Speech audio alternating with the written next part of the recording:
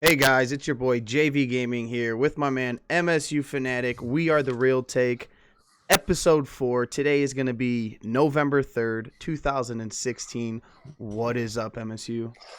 Hey, buddy. How are you? I've been better, man. I've been better. Oh, gosh. Yesterday Hey, was a big day, huh? yeah, did something happen yesterday, right? I I mean, heard was there uh I heard there was a few things that happened. I heard the Cubs may have won a championship yesterday. Is this true? You're from oh, I, Chicago. I mean, all I heard about was, more Hillary emails and I think there was a couple basketball games on. I didn't hear anything about baseball. No, no, man. I'm obviously we're lying, guys. As you can tell Yeah. by my voice, I was downtown Cleveland yesterday, adding around the game. A lot of up and down emotions for myself, but I just want to start out the show with a congratulations to the Chicago Cubs and Cubs Nation out there. I know it's a well-deserved victory for you guys. 108 years. I could kind of relate, with the whole Cleveland drought. Winning our first NBA title this summer, so I know how you guys are feeling. And I'm extra excited for that older generation out there. I've been seeing videos and vines and YouTube posts of just older, the older generation just getting excited, crying, a day that they never thought they would see. So yeah, congratulations to you guys. Obviously it hurts a little bit.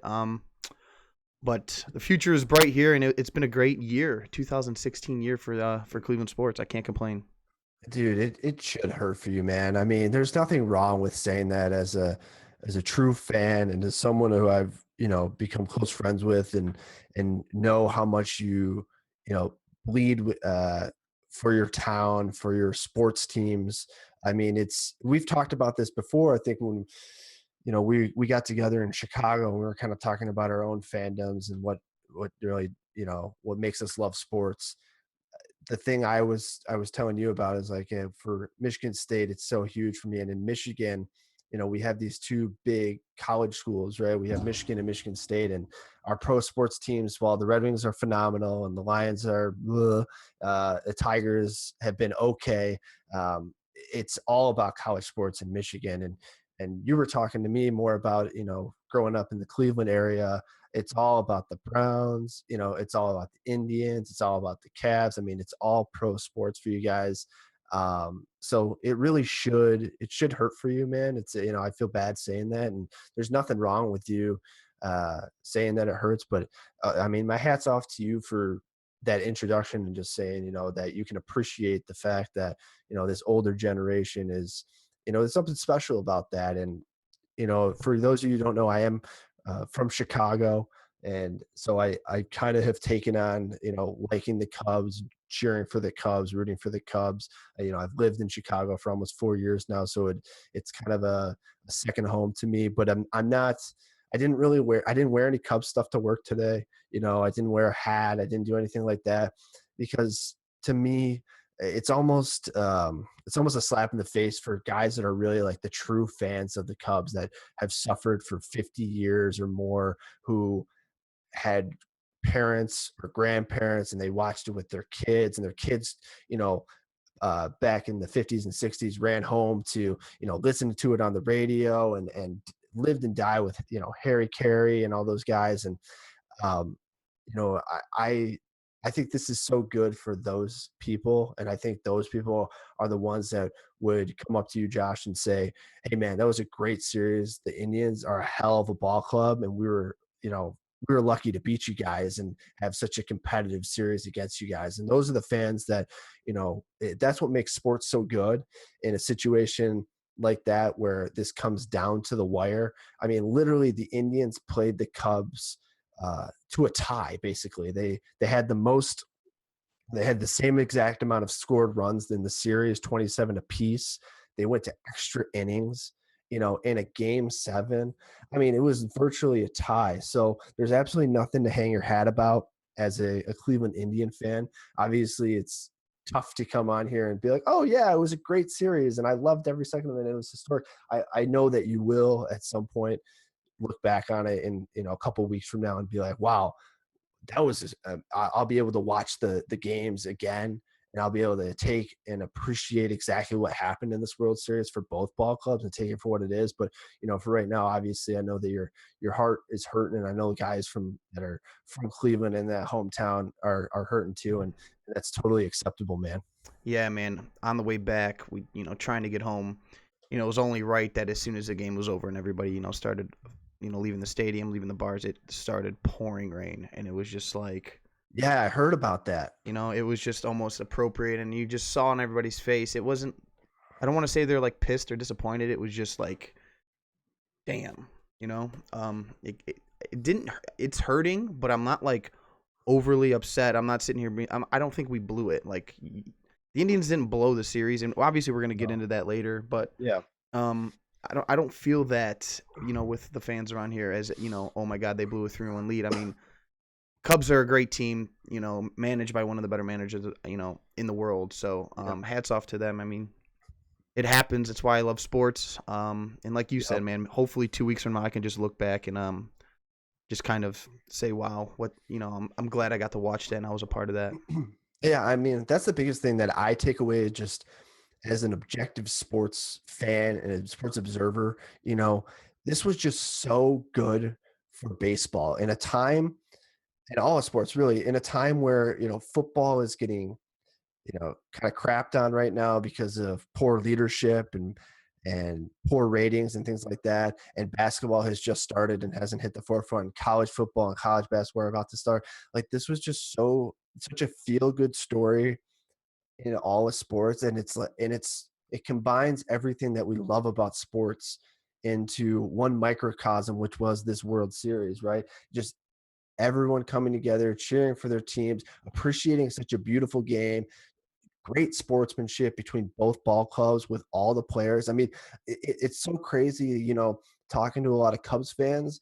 Typically, in a 7-game series, and you can probably attest to this with like the Cavaliers versus Golden State. There's guys that start to drain on you mentally, and you start to hate those types of players. Like Draymond Green is a big one for the Cavs fans. It took him a total of what, 5 minutes to tweet out 5 minutes. Yeah, after yeah, I the know, right? game. So Draymond Green is one of those guys that, at the Indians and the Cubs, there's such a huge amount of respect between both ball clubs.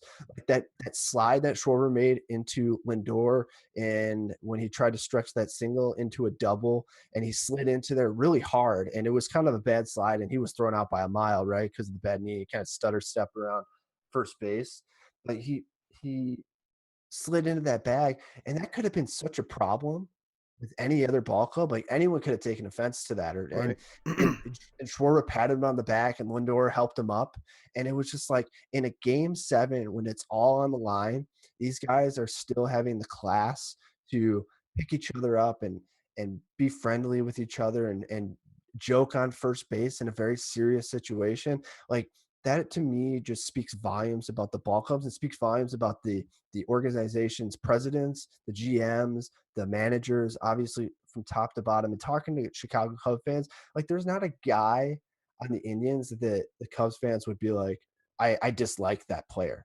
And I think the same could probably go for most of the Cleveland fans. They would look at the Cubs guys, but there's really not a guy on the Cubs that I really don't like. Right. So I think for that, it was just really happy to see just how awesome it is when sports can just be such a unifier in a time in which unification in the country is kind of lacking. So I mean, I'm just so happy, and listening to the ratings that it got last night. I mean, it was like a 30.1 rating. Amazing. It's absolutely amazing, right? So I just that's kind of my initial thoughts on that. Obviously, if you guys heard the clip at the beginning from a Christmas Story, football, what's a football? We won't be talking about any football today. We're going to be talking about baseball, because that series was just so good, and we really want to digest it. And we'd love to hear from you guys as our audience. So please call in, and we want to get reactions, whether you're a Cubs fan, a Tribe fan, you like baseball, you don't like baseball. Anyone call in, let us know what your reactions are, what your feelings are, from both sides of the plate, and no pun intended, right? But just call in and let us know, because we love to hear from you, because this is really going to be a reaction show about what took place, really starting from game 3 all the way up to what happened last night in game 7. And And the hopefully, trolls are welcome. well, if you trolls come out, I will beat you down with a stick. Yeah, So you won't um, win this one, I promise. you won't win. We won't win any of the troll phone calls. But so JB, I mean, we left off last Thursday going. It was the travel day, starting with game 3 in Chicago, the first game at Wrigley Field since 1945. I mean, we had the conversation that, it was a tied series, 1-1. Teams were still seeing. It seems like they were feeling each other out. Really, they had Kluber on the mound the first game, Timlin on the mound. It wasn't Timlin on the mound the second game. Who pitched the second game for the Tribe? Was Second it game was Timlin? Bauer. Bauer, second game. Apologies. Yep, Bauer is the second game. Okay, so it was 1-1 series going to Wrigley. I know we kind of talked a little bit, and you were feeling pretty positive. I mean, you got your shot in with Kluber, took the shot, made the shot, worked everything well. It was tied up 1-1 going back there in game 3. We had it was the Tomlin versus Hendricks matchup for game Correct. 3, right? Correct. And so it was interesting, and I think you tweeted or I tweeted or some we talked about this, that you know and maybe it was in one of your streams. We were talking about, like, Tomlin was a great pitcher for the second half of the year, right? Yeah, he I had mean, a bad month, but other than that, he was solid, especially as a 4-5 starter. You couldn't ask for much more out of him. yeah, and I mean, I think he had like a 1.6 something ERA. I mean, it was really, really low. He obviously was still giving up a lot of homers, but they were mostly solo shots. Hmm. It wasn't. He seems like a very talented guy, and the whole story with his dad. I don't know if you guys saw this. His dad had it was like a blood vessel issue around his spinal cord, and he had surgery for it, and now he's paralyzed from the waist down. And they flew in his dad to come to the game, and it was the first time he had seen him pitch, and since the whole thing went down. And that was a great story. So I thought going into the game that Tomlin was going to give him a better chance than Bauer, at least. Oh yeah, Just because it seems like Tomlin is kind of a Hendricks-esque kind of guy, kind of cool, calm, collected, really, really, talented, but won't like get too rattled about the situation. The situation won't become so big that he can't handle it. So, I think both our thoughts, we were on the same page going into that game 3. And game 3 really turned into kind of a barn burner, really. It ended up being a 1-0 game. There was the end of the game was the Baez strikeout, where, I mean, Baez, what a guy that, like, had such a rocky up and down series, such a roller coaster ride for such a young player, someone who I thought turned the corner through the NLDS and the NLCS. Where I thought he really changed his approach at the plate, completely threw that book right right. out the window, and just decided to just start swinging at everything. But it was a crazy game. The first game, Tomlin pitched so well in game 3. And if you could speak a little bit to that, I mean, obviously he's a great breaking ball pitcher, and the Cubs struggle against the breaking ball, as we saw in the NLCS against Rich Hill and against Clayton Kershaw in the first game. I mean, he was dialed up that Yeah. night. I mean, not Shaw. I'm sorry. He's on my mind because I absolutely can't stand Brian Shaw. Tomlin, you could tell early if Tomlin's going to be on. He throws that cutter inside. If he can spot that inside pitch, and kind of keep it down, and as long as he's not throwing the breaking ball like he did to Chris Bryant in Game 6, Yep, yep. I mean, if he's on, he's hard to hit because he doesn't overpower you with anything, but he's got 4 or 5 pitches where he can just pinpoint and kind of put where he wants when he wants, almost like Bartolo Colon with his 2-seam. If Bartolo Colon's on and he can spot that 2-seam fastball inside, he's just as tough to hit as anybody else. I don't care if you're throwing 88 miles an hour, if you're throwing 95 miles an hour. In Hmm. Game 3, with his dad in the stands, it was such a good story. He was just, he had that look in his eye, and you could tell after the first inning, everybody in Cleveland was like, "All right, here we go. This is Yep. this is what we need." And another thing was Miller was again came in to bridge that gap between Miller to Allen, and just absolutely dominant again. Yeah. Just killed them. I'm looking at the box score. Just looking at the guys that pitched. I mean, Miller went 1 1/3. He had another 3 strikeouts, no hits. I mean, just absolutely awesome game from him. I thought at the start of the game, Hendricks looked a bit off in comparison to his previous starts. He's a very cool, calm, collected kind of guy. Nothing gets him too rattled. I think the moment got a little bit too big for him in game three at the start of the game. I thought he settled into it pretty quickly, but he struggled with command at the beginning of the game. Yeah, he just looked amped up, if that Yeah, makes sense. Like, yeah, and he's not a guy where amperage helps him, right? no. He's a guy that needs to have a lot of great control. He's a guy that makes his living painting the corners, making sure that he gets guys out with his location rather than his stuff, Hmm. right? You make sure that he has his location on point. So it was just a weird feeling, and who could blame him? I mean, the first game at Wrigley Field, I mean that crowd was electric, and it made me tingle, in all the right places because it was just like, wow, No, holy cow. and I tweeted that out. I was like, right when Game 3 was about to start, it was like 10 minutes before, and I said, even as being a Cleveland fan, I mean, this is just so amazing to watch. The Just minds of media up and down this, field. It was mhm. amazing, Yeah, amazing. and you know what the craziest, like, to me, part of the whole thing is just like, you hear all the build up to it and the ticket prices, like what average ticket price for a game at the Wrigley Field. It was like $3,000 for standing room only. Hmm. And just to compare that, I actually contemplated trying to buy tickets to come down yesterday for the game, but the guy that I was potentially going to go with kind of backed out on me, so I wasn't going to make a 6 hour drive by myself. uh, you know, I saw bleacher seats last night out in left field for right around $1,500. So just to give you guys that sort of comparison on that for a game seven versus a game three at Wrigley Field. So that was pretty insane. But yeah, and to top it all off, to kind of wrap up the game three, like Coco Chris comes in, pitch hit, RBI single in the seventh. I mean, like the guy delivered for you guys throughout the entire postseason.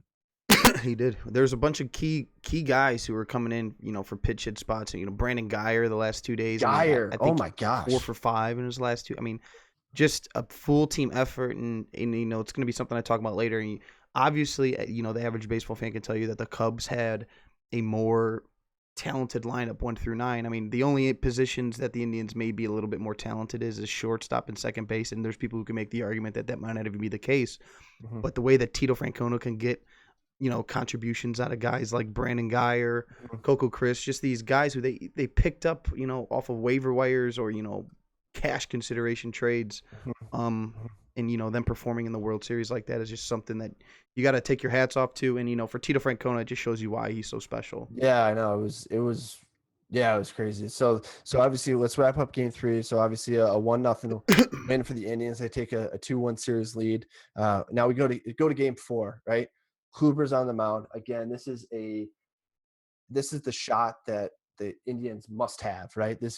You can't miss with this guy because the whole entire time we're thinking, and Josh and I had talked about this last week, was that in order for you guys to win the series, you have to have 3 wins from Kluber, and you got to steal one with one other guy. That's the way that they were going to Right. win. Just the way the cookie kind of crumbled for the Indians this year. So you got Kluber on the mound game four, and really to start, Josh, I thought Kluber um, was interesting to start the game in game four, right? He got hit a little Hmm. bit. He had a tough first inning. Um, you know, It reminded me of the Arietta start in game 3, where no, in or game game 2, two, game two. Yep. when he was getting hit, but he was still good enough to get you through. It was very comparable. Yeah, and it was crazy because obviously Kluber in game one, if you hadn't seen any baseball up to that time, Kluber is obviously a tremendous talent as a starting pitcher. But I mean, that was an absolute A-plus game out of Kluber that night. And then I thought that coming out of game four, I mean, you weren't going to expect that, even though he was still, he was still very, very good. I'm not saying that he was bad in game four, but it's just like it's just tremendous in terms of how good he was in game one, right? Right. So that was kind of that thing. So the Cubs strike first. Carlos Santana, he tied it up. After that, it was and that was really it. We had Lackey pitching on the mound, and then like that Lackey. I mean, if there's one guy that the Indians fans could hate, it's John Lackey, right? Because Yeah, the only guy that we really had issues with were Lackey and in the beginning of the series, Contreras with some of the antics he was doing. But other than that, it's all love. yeah, all but yeah. So Lackey was pitching, and that was I think it was in the third inning.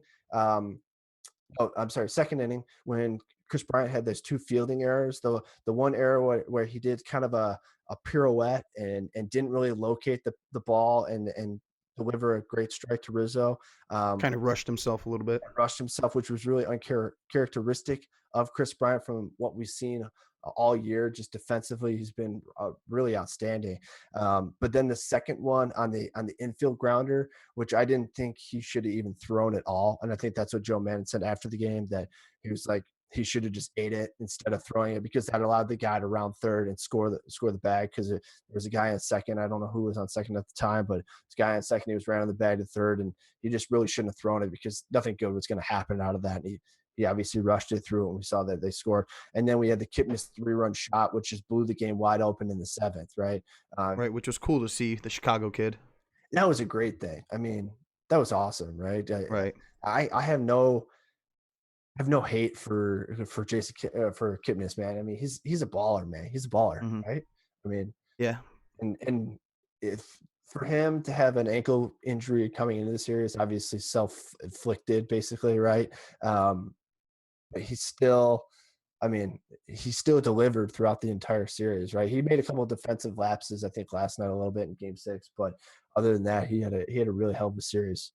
No, he kind of came alive after the first game or so. The first game he kind of was struggling, looked like he was pressing a little bit. You could tell that ankle injury was getting to him. Yeah, And if you've seen pictures of that ankle, I hats off to him because that thing was the size of a softball. It was it actually was really huge. gruesome It looking. was huge. So Um, it was but he absolutely. played well. But yeah, so Kluber obviously, so he went 6 innings that game. He gave up 5 hits, one earned run, one base on balls, and 6 strikeouts. Um, it's still obviously a really really good game. And then Miller came in, was his dominant self again. Although he did give up a hit to, I believe it was Hayward. I want to say it Yeah, was Hayward. I remember tweeting out. I was like, he's human. Yeah, it was Hayward, and it's like the insta strikeout Hayward he gave up a hit to. So that wraps up. So now the Indians, after that game four, a commanding 3-1 lead going to that Sunday night game five. And JV, I think we both talked again over the weekend, or texted, and we both said, I think the Indians got to take it here if they can. I mean, Step on their throats. Don't give them any reason to believe. And there's so many people around here like going, and after Game 5 actually happened, we're like, all right, I kind of want them to win it at home, but it would just be nice for them to get it over with. I'm like, no, I don't care. I don't even no, want them to come home and win it. Don't yeah, give that Cubs team, who's as talented as they are, any reason to believe. You oh, got them down 3-1, backs against the wall, like win or go home for them. Just finish it. yeah. And I I kept getting it. I kept getting into it with people like who were just sitting here going, I kind of want to win it at home. We're up 3-1. I'm just like, you you you're just insane. you just never chance it with things like that, right? You just know Right. you don't want to. It's like playing with fire, right? You can play with it a little bit. It's kind of fun, but at the end of the day, you're going to get burned if you continue to play with it, right? Hmm. So that's exactly the same thought I had. And going into game five, especially having Trevor Bauer up, where we're looking at that game, where can the Indians steal a game at the start with their starting pitching, right? Because everyone knew going into this that the starting pitcher was absolutely the weakest part of this Tribe team due to injuries. They didn't have Carrasco, didn't have Danny Salazar, right? So the starting pitching is really where the Cubs dominate. Their top three guys are dominant compared to what the Indians have. Nothing against, you know, uh, Corey Kluber, but just the overall strength of that lineup. Those three guys of Lester, Hendricks, and Arrieta versus Bauer, Tomlin, and Kluber. I mean, it's no contest there. So Bauer No. absolutely needs that one. It was interesting because you get that kind of infield hit at the beginning of the game. You get a David Ross sac fly when I think they ended up loading the bases there. Hmm. And Bauer did a good job pitching kind of around. I thought he pitched pretty well in this game five. But the Cubs just kind of manufactured some goofy runs, right? It was kind of interesting, and it really took absolutely everything that the Cubs have to pull out that game five. I mean, it ended up being a 3-2 game, and you got an 8-out save from Aroldis Chapman, but Which was huge. Yeah, which was absolutely huge for the confidence of Chapman because he came in another dirty inning too to try and save that game to get that Right. eight out save. So he came in a dirty inning, which if for those of you that are unaware, Joe Manning calls it a dirty inning when there's guys on base and the closer has to come in. So to give him that kind of confidence boost to be able to close that game and a game that was 3-1, you have to have absolutely have to have it. I thought that was a huge turning point in the whole series, obviously, and really the kind of the catapult to push the Cubs to the eventual World Series championship, right? No, I agree. Once the Cubs won Game 5, I had a feeling that Bauer was going to come out and be a little shaky. My magic number for him, and when I tweeted this out, I wanted 4 in like a 2/3 inning Mm-hmm. with 2 runs, Mm-hmm. which he was very close to. He pitched 4 innings, ended up giving up 3 runs, and he kind of gave up. I think the home run is what killed him. He gave up a home run in that game. And kind of extended an inning. I'm pretty sure it was a 2-out home run that had extended an inning, left a pitch up. So he actually could have gone. He Off a could have gone through a Brian fifth Solo inning. shot. Yep. Right. Yep. And once they won Game 5, I was just like, okay, we got 2 at home. We Mhm. took 2 in Chicago. I mean, nobody thought that the Cubs were going to do that. But coming into the series, before we won Game 3, I'm like, let's just try to win one. We'll come home and take care of business at home. Yep. But then Exactly. we went up 3-1. They won Game 5. And I'm just like, all right, well, buckle up. We got Kluber and Tomlin. Yep. I did not think there was any way they were going to lose both. Deep down, I knew it was possible. Yep. Confidence was strong with me, especially with the bullpen. I figured maybe one of the last 2 games, Game 6 or 7, would come down to a bullpen game, and I thought advantage would be Cleveland. And it actually happened in Game 7, which we'll get to here. Yep. Yep. And it kind of backfired. No, I completely agree with that, and that's why I thought that Game 5 was just so huge for the confidence of the Cubs, and you could just it was good. It was a good thing that there was a travel day between Game 5 and Game 6 for the Cubs. Personally, Right. I They got like a breather, like a yeah, mental breather. because that middle 3 games of if you take these in like kind of matches, the first 2, the middle 3, and then the last 2, that middle match I thought was, we had the blowout game in between the 2 studs of games, the 1-0, the 1-run games, right? So I thought that was really a heavyweight battle for that match, that middle 3 games. So I think it really benefited the Cubs to say, take a step back. And then the fact that they're going to the AL Park and they're getting back their DH and Kyle Schwarber, Hmm. I think that was tremendous for this series. Just in, you know, maybe not so much as in his bat in terms of the fact that he did bat tremendously well, but that was like kind of a plus on top of that was a cherry on top of the icing, right? Because no one really thought that was going to happen. They really wanted around the team for moral support and to get everyone, kind of fired up. And you can tell the guys really, really love Schwarber and they want to pull for him. And they, wanted him to be successful for all the stuff that he went through this past year, coming back from the major knee injury in 6 months to have a significant impact in the World Series. I thought that was just an emotional turning point for the Cubs going into Game 6. So obviously, we'll talk about Game 6 here right now. I mean, what can you really say, right? I mean, it Yeah. ends up turning into a blowout. The Cubs bats just came alive, right? Yeah. Obviously, the biggest play of that game was the Tyler Naquin blunder in center field. Could Oh, have got Tomlin out of that inning with one run. should have been one. Little Absolutely. and you, I mean, I was at the bar. The air happened, and Mm. that city was rocking for Game Rock. 6. And Yeah. that ball dropped, 2 runs scored, Yep. and it was. You would have thought that and I feel bad saying this, but it almost felt like a terrorist attack happened on the city. I mean, it was so quiet. You could have heard a pin drop. Yeah. I can only Sucked the imagine. life out of the stadium. He sucked the life out of the city, and it was just like you gave the Chicago Cubs a 3-run lead in the first inning. We were in trouble. Especially for a Cubs team that was struggling to score runs at that point, right? The bats Exactly. really, they kind of picked up a little bit in Game 5, but really not that much. I mean, they only put 3 runs on the board, right? Now you're telling me that they get 3 runs off the first inning. Hmm. That changes just the whole mentality of the way they have to manage, the way that they approach the plate, the way that that Arrieta has to pitch. I mean, it changes their entire mindset going into that game by having that 3-run lead. And you're totally right. I think if that ball doesn't drop and it's a one-run game, obviously, who knows if Addison Russell can still hits the grand slam at some point, Right. but it's still it absolutely changes just the way that the mindset goes for both teams moving forward throughout the entire game. Not saying that it changed the outcome, but I think it definitely changes the entire mindset of the way that you have to go about doing things. I was talking with my buddy earlier, who's a really big Indians fan. He was at Game 7 yesterday, and I was sa- and we're just looking back and talking about how proud we were of the team, and the depleted Indians team, and just so on and so forth. And I'm like, man, I really think the turning point of the series for the Cubs was that dropped ball in center field.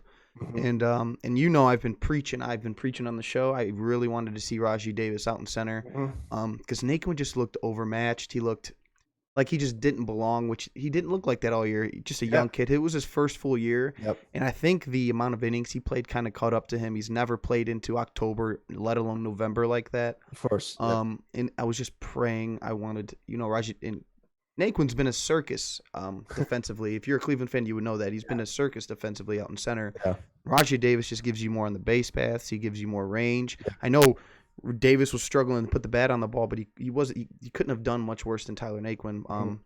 But I'm not gonna sit here and try to Oh, it's a team. question what Tito does. You know what I Yeah, mean? yeah. No, it's a team game at the end of the day. And as much as that one moment in time is going to stick out to everybody, uh, you know, Addison Russell still comes through and hits that huge Oh grand slam. I mean, that's just a backbreaker, right? yeah. It's And once again, that was so cool to see his emotion rounding first base. yeah, I So know. cool. So and for a guy that was like kind of up and down, like came alive a little bit in the NLCS, then tailed off again, roller coaster down, and then huge 6 RBI night that night. Just crazy for a guy he's 22 years old. Right. 22. The guy's barely had a year to drink. He's 22 Yeah. years old, right? Future is bright for the MLB at the Yeah. shortstop Yeah. position. So I mean, game six. So game six, obviously, it ends up being a 9-3 win for the Cubs. We have kind of an interesting situation where Aroldis Chapman comes in to pitch in a 5-run game, ends up getting in a little bit of trouble. Kind of like tweaks his knee at some point, covering a bag. Doesn't cover, Hmm. doesn't cover. It's just a weird situation. I'm personally, Chapman hadn't had well, he had kind of the 3 days off in between that time, right? With the Yeah. travel day. I They thought had to give him an inning just to stay just to get stay sharp. yeah, get loose, stay sharp. And what Madden defended after post game was basically saying, I wanted to give him innings in a no pressure situation, than new innings in a pressure situation. That's why he was trying to get him some work, right? And Exactly. I said this in my tweet the following day. I had no problem with what Madden did. The biggest problem I had was sending him back out for the ninth inning and not having anyone warmed up in the pen, because then someone gets on in the ninth, they pull him, they end up saving the game. But it's like, just get someone warmed up, right? Just get someone warmed Right. up real quick so that if that does happen, you have someone to take care of that. I think it's just weird. I think Chapman's it's kind of an oddity, right? He is. It was very questionable for Joe Madden to bring him out in the ninth. You were up, however many runs at the time. I think it was 6, maybe 5. It was a 5-run game. Yep. There was no need. I could see him maybe 4-run game, 3-run game, obviously, but Yeah. 5 runs. There's so many options they had out there. They had a lot of guys who were pitching well, especially a guy like Mike Montgomery, who I don't know if he even was in at the time. What a way for him to step up. And that the young kid Carl Edwards Jr. Really impressed me. The stuff that he had, throwing it around 98 miles an hour with a cutter, You mean very, very good, you impressive mean you arm. mean the little leaguer we dressed up in a Cubs uniform? Right, Yeah. the race car driver, Yeah, Carl Carl Edwards. Edwards getting loose, man. Getting loose. Got to tighten that guy up. No, I agree, and we'll definitely get into it more when we go into this kind of the game seven. But please, if you guys we're looking for reactions tonight, to hear from you. This is really a show about everyone in terms of just the sports fandom, just what you thought. So give us a call. We know we have the number in the chat right now, but for those that are on mobile, 646-558-8656, and then enter ID. You'll be prompted for. So please give us a call. We're really looking forward to getting some reactions tonight from all of you guys. Really appreciate that. But so it's like we talked about it on last Thursday night, JV, right? I was just like, I hope that this series does baseball justice, right? Because I really believe that the two best teams were competing for a World Series title. The Indians, just phenomenal bullpen pitching, timely hitting, great defensively, can manufacture runs. Terry Francona, and then you have the storylines with the Cubs, the baby Cubs. You've got they're all average age 24. It's Uh, amazing. you got Joe Madden, you got the 108 years, you got the Billy Goat, got the curse, got all this stuff. And I just really wanted a series that was going to live up to what we all expected was the hype, right? And it certainly delivered. And I was, it wasn't like, I wasn't hoping like for all the Cubs fans that this was going to go the way it did, but I was hoping it was going to go to a game seven. And boy, did it deliver going into the game seven, right? It just absolutely just mind blown. So take me through, I guess, before we really delve into game seven, what your mindset was uh, the night before Wednesday night. So Tuesday night after game six, and then Wednesday morning, the day of yesterday. Well, I'm probably going to get some backlash for this, but I woke up morning of Game 7, and the first thing I texted you and I said, the Indians are not going to win they're not going to win tonight. I just really did not feel it. I didn't wake up feeling as confident as I did the entire series going, all right, we're going to win. I just felt like their backs were against the wall. Seeing Kluber a third time in 10 days just wasn't a good recipe, considering the way that they were starting to get to him, 3 days beforehand in Game 4. I just didn't have a really, really good feeling. Do you think the rest played any part of it, or do you think it was more of the Cubs adjusting to him? I think it was honestly, and this is a cliche way to say it, a little bit of both, because you can tell he was throwing that fastball. It's honestly like a little cutter. It's like a cut fastball. He could not get it below the knee. It was just up every time he tried to throw it, and then when he needed to get it down, his velocity was dropping to like the low 90s, which is so uncluber like. And I mean, he's obviously the kind of guy to where even if he's a little off, his stuff moves so much to where you can't just like Kluber's not going to give up 6-7 runs ever. You know what I mean? A bad start for Kluber's 4 runs, 5 innings, because he doesn't throw anything straight to where you can just pile runs on him. And in that first inning, Dexter Fowler hit that home run on a ball that just Kluber could not get down. It was like a bullpen pitch, really. Yeah, I mean, right? it was. And he went yard, and I looked at my buddy. I was like, first team that has scored first in this. I mean, the team that has scored first in this series for both teams has won every single game, and I think that actually goes for the entire playoffs. I could be wrong. Well, that's not technically true because the game 5, Cleveland jumped out on top, and then the Cubs True, back. they jumped on top in game 2. I mean, second inning. And then it was, I think there was one other game, but for the most, I know what you're saying. Like whoever was basically leading in the 6th inning from on that was able to go to the bullpen first and bring out their guys was going to win the game basically. But Right. Also, what was the weather like in Cleveland last night? I know it was warm. It was beautiful. I know it was warm, but like, was it really windy? Because a lot of the shots that went out last night, right? The David Ross homer, the Dexter Fowler homer, didn't want to come down. The balls just did not want to come down. Like when Fowler hit that ball, well, really mostly the Ross homer. When Ross hit that ball, it seemed to stay up in the air for right. as long as how old David Ross is. Like it seemed like it was in the air for 39 years. Cleveland fans were clapping on both of those because we thought that he had got the pop up. It was they got it. We started chanting because we thought we thought it was a pop up to end the inning, and the ball just kept carrying, and Rajai Davis kept going back, and then the clap started to die down, and then you would hear the random Cubs fans start cheering. It was just like, how the hell did that happen? So weird because when you normally see like a home run, like especially to center field like that. Yeah, it was deep, and it was like you usually can tell pretty quickly by just how long the ball takes to either just do something, either come down or go out. Like you can tell by just that timing in between when you see the bat and the ball to when they start showing the outfielder. You can just tell by the camera angle. And I was sitting at home, I was like, no way. No way. No, off the bat, I would Wait, have told you 100 times wait, that was not a what? home run. And then it was like kept going, and then wait, what? It's like, who? Were we playing in polo grounds now? Like are we, down the line. Like what the hell's going on? So I thought that was kind of interesting. But anyway, to get back to your point, so obviously Kluber, um, with the Dexter Fowler immediate home run off the bat, off the leadoff guy. Schwarber gets on, um, and then Schwarber steals a bag. Like Schwarber Yeah, has two.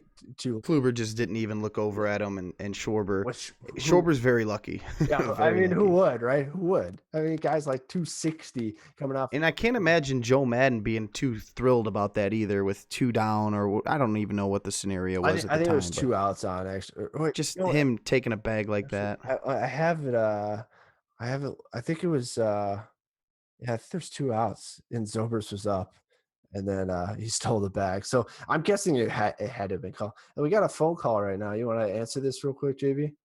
Yeah, you go ahead and take it, bud. Let me see. Hey, this is the Real Take. You're with MSU Fanatic. What's your name? Where you from? Yo, my name's Taylor. I'm from Seattle, Washington. What's going on, Taylor? How you doing tonight? I'm doing well. Cool, man. Welcome to the show. What you got? What's the reaction you got from the World Series? Well, obviously, I'm a Mariners fan, but watching the series, I was hoping for the Cubs to win. Of course, bandwagoning 100 years. But it was an amazing series. Seeing Montgomery in there, the crazy decisions by Madden, it was insane. Yeah, I was. I completely agree with that, JV. You probably feel the same way, right? Yeah, I do. I mean, going into game 6 and 7, what were your thoughts? Did you think that the Cubs were done, or did you kind of have a gut feeling, or like a deep down feeling that things could get ugly if they stole game 6? I mean, I thought. Oh, I'm sorry, Taylor. Thanks for the phone call, man. We really appreciate that. Oh yeah, totally. Thanks, man. I mean, think going into Game 6. I mean, I think like I told you, it was just we thought that I thought that they had. I thought they had the chance to pull out the series just the way that they played. I thought if they won Game 5, which obviously they had to, it was going to be for them, and they were going to really launch off of that. No, I agree. Um, Game 6 was the one for me. I felt like whoever won Game 6 was going to win the series just based on momentum. That's kind of how the series kind of went. And that's kind of how the Indians have played and the Cubs have played. It's just and as more as most as anybody, momentum. Baseball is a momentum's game. Mm-hmm. It's never really the best team in baseball. I mean, the Cubs obviously are the exception this year because they won, but it's usually whoever's playing the best baseball come October are usually the ones who are right there down the wire. And I think winning Game 6 was just huge for the Cubs. And like I said, I think the drop fly ball in center field by Tyler Naquin kind of just turned that whole series around. It just sucked the life out of Cleveland, sucked the life out of the stadium, and obviously the Cubs went on to win that game. And it was just finally, for the first time in that series, the Indians' backs were against the wall, and it came out to kind of bite them in the butt. Absolutely, I totally agree with that, man. And obviously, again, Taylor, thanks for the phone call and the call lines in the chat right now. Maybe we can get another 2 or 3 calls coming up here before we hit the break, and then we really dive into Game 7 even more in depth. So please, if you have anything, just let me know. So and give us a phone call. But yeah, I still can't get over on the fact that the Cubs won the. I mean, JV, you probably saw some of like the ads and things like that in terms of like just the Nike commercial with the Cubs kid. Did you see that? I did. Yeah. Yes. Like Nike does a very good job of commercials that are kind of like wholehearted. You know what I mean? Especially with Cleveland when they were around the championship with the Cavs and LeBron commercials. I enjoy the Nike commercials. I do. Yeah, I'm the sappy guy, I guess. I know. I showed my wife that, and I was like, "Check this out! It's so good," and she didn't understand it. She's like, "Did you cry?" And I was like, "No, not really. Maybe a little bit." No. It's like someone was cutting onions. Damn it, So, but yeah, man, it was just like the commercials, and then I think that there was another one that got put out with Harry Carey. calling the end of the game that got put out Yeah, on very YouTube. good. And that was really, really well done. I thought that was just awesome. So, yeah, it was just really good. So, And that's what I was talking about earlier. All the old timers, man. Those are the people I'm happy for in Chicago. mhm. Those people who've just take it to their graves, if you know what I mean, in a kind of way. And I read a story and I saw a video of a guy who, and I know that you've probably seen the same story. We haven't really talked about it, of the guy who promised his dad before he died that, he would listen to the Cubs game with him at his grave. And, there's the video of him out there after the Cubs got the ninth out of, him celebrating at his dad's grave. Those are the people I'm happy Dude, for. I'm truly happy for. that story got me, man. No, absolutely. That story got me. And I watched the video and the guy was like, I drove right in, the gates were open, I sat, I parked the car, I put it on my phone, I was listening to it, and I was like, oh man, like that is, whoo, like that's Yeah. crazy, man. That's just that gets you as a sports person, as just someone that loves the game. And obviously I'm not a dad yet, but it's like that's something that I hope I can share with my kids. Just that love and affection for the teams that we root for. And JV, I'm sure you have a lot of just great stories growing up with your dad, with No, Browns absolutely. Absolutely. games and Indian games and stuff like that. My dad was, my baseball coach growing up, so that was always kind of cool all the Yeah. way up until about high school. So, Yeah. all the undefeated teams and championships we had as when we were little, always kind of stick out when it comes to baseball time. What's the? Well, give me like the. We'll take this and then we'll head a break real quick. But Josh, give me just like your.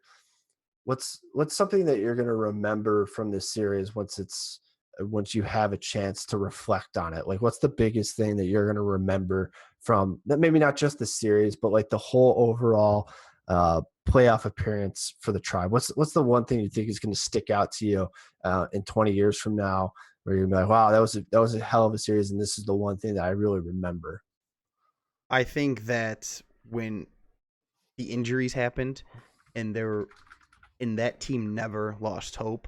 Losing Brantley, Silver Slugger, MVP candidate, 2 years ago, to losing Carrasco, who I picked, and many people, in the baseball world out there to pick as a Cy Young candidate.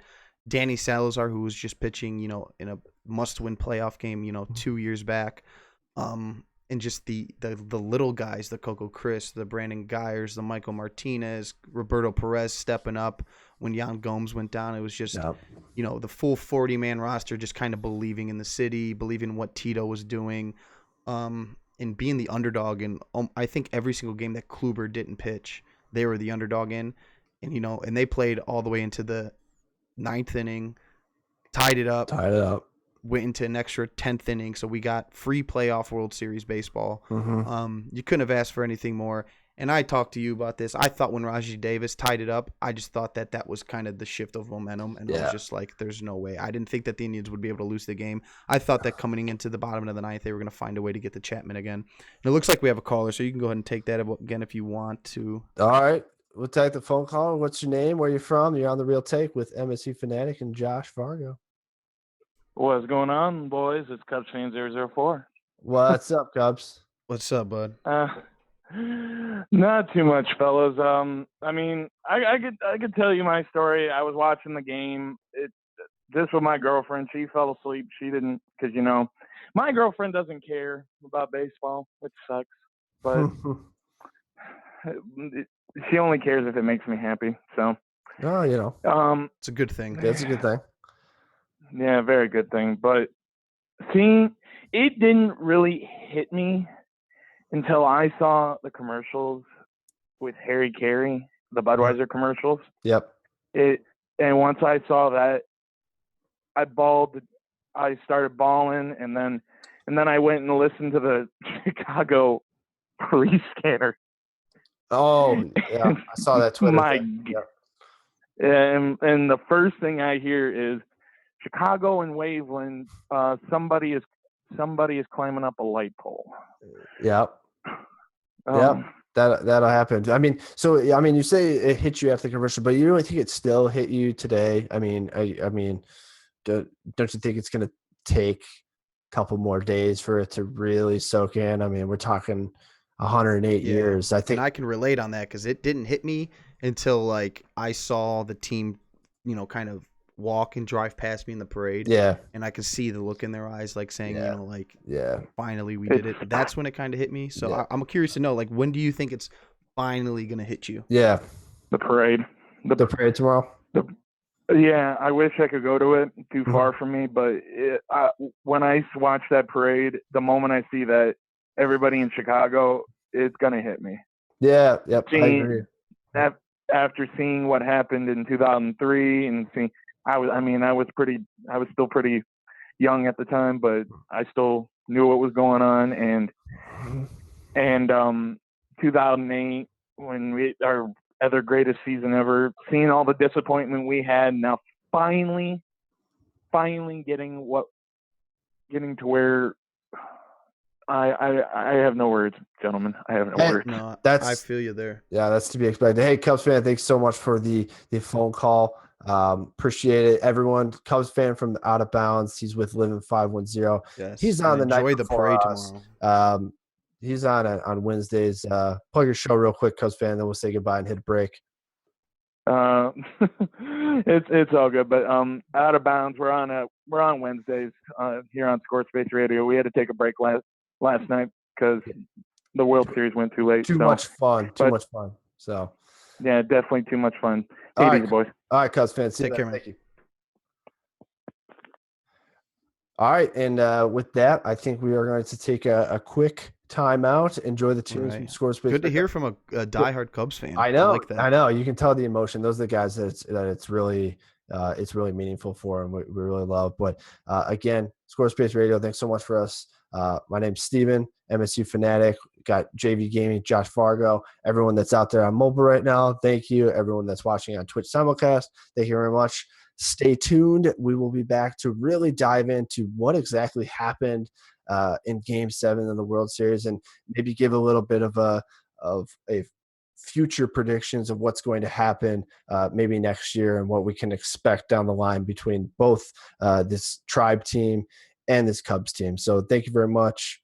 We'll see you after the break. Don't go anywhere.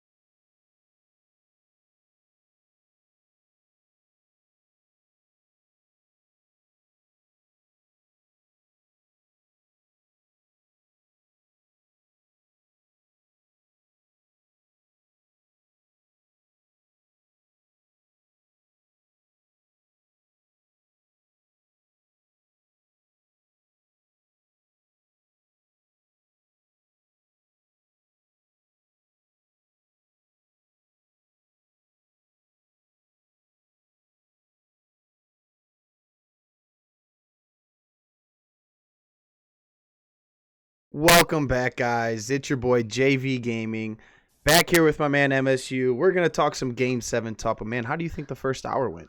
It's always good with you, man. You know what? Hats off to you, bro. Dude, I'm struggling right now. Like my heart hurts, my throat hurts, my Guys, soul is sucked out of me. I mean, just imagine, right, for a second. I don't know if there's a bigger Indians fan out in this world. Just other imagine than you're me. not an old fart like I am, okay? And you're a young, attractive young guy going out Stallion. a stallion going out. He's not married, he's single, ready to mingle, ready to go. And he goes out on a Game 7 for his hometown team that he's been watching all his life. I mean, can you guys just think about how you're going to feel the day after that and then multiply it by about what, like 20? That's how JV's feeling right now. So, like, hats off to JV for killing it the first hour, keeping a level, objective head about it. I mean, that's what I love about you, man. You're always on the real take. That's why we call it this show, because no matter what, you don't let your fandom get the best of you, and you can see things for the way that they are. So, man, hats off to you for that first hour. That was freaking awesome, man. You did a great job. No, yeah, like I said in our promo, man, I'm like the best thing to ever hit the internet. So I understand what you're saying. Well, call in. We'll love you. We'll love you. So then, No, and seriously, guys, thank you, man. I appreciate that. please call in. Number 646-558-8656. Enter the ID 605-977-832. Again, we're really looking for some reactions to, what were your thoughts from last night during the Game 7? What are your reactions for the entire series? Just all baseball reactions. If you want to call in, you can talk about the NFL Thursday night game if you really want to, but we don't care about football tonight. So Yeah, just please, don't call in and ask about Geno Smith. yeah, don't ask about Geno Smith. Please don't ask about Geno Smith. We don't care about Geno Smith on this show. Geno Smith, we've already spent way too much time talking about Geno Smith right now. So no more Geno Smith. But please, we're not going to get that 7 seconds back. Please call in. We'll love you. Like JV says, we'll always obviously love you. So JV, God, all right, Game 7. There was so much that happened in Game 7. We had hitting, we had pitching, we had coaching gaffes, we had managerial things that I thought were good. We had weather, we had team only meetings. I mean, we had just everything. We had Frank Thomas, having a little pun against Pete Rose. Did you see that last night?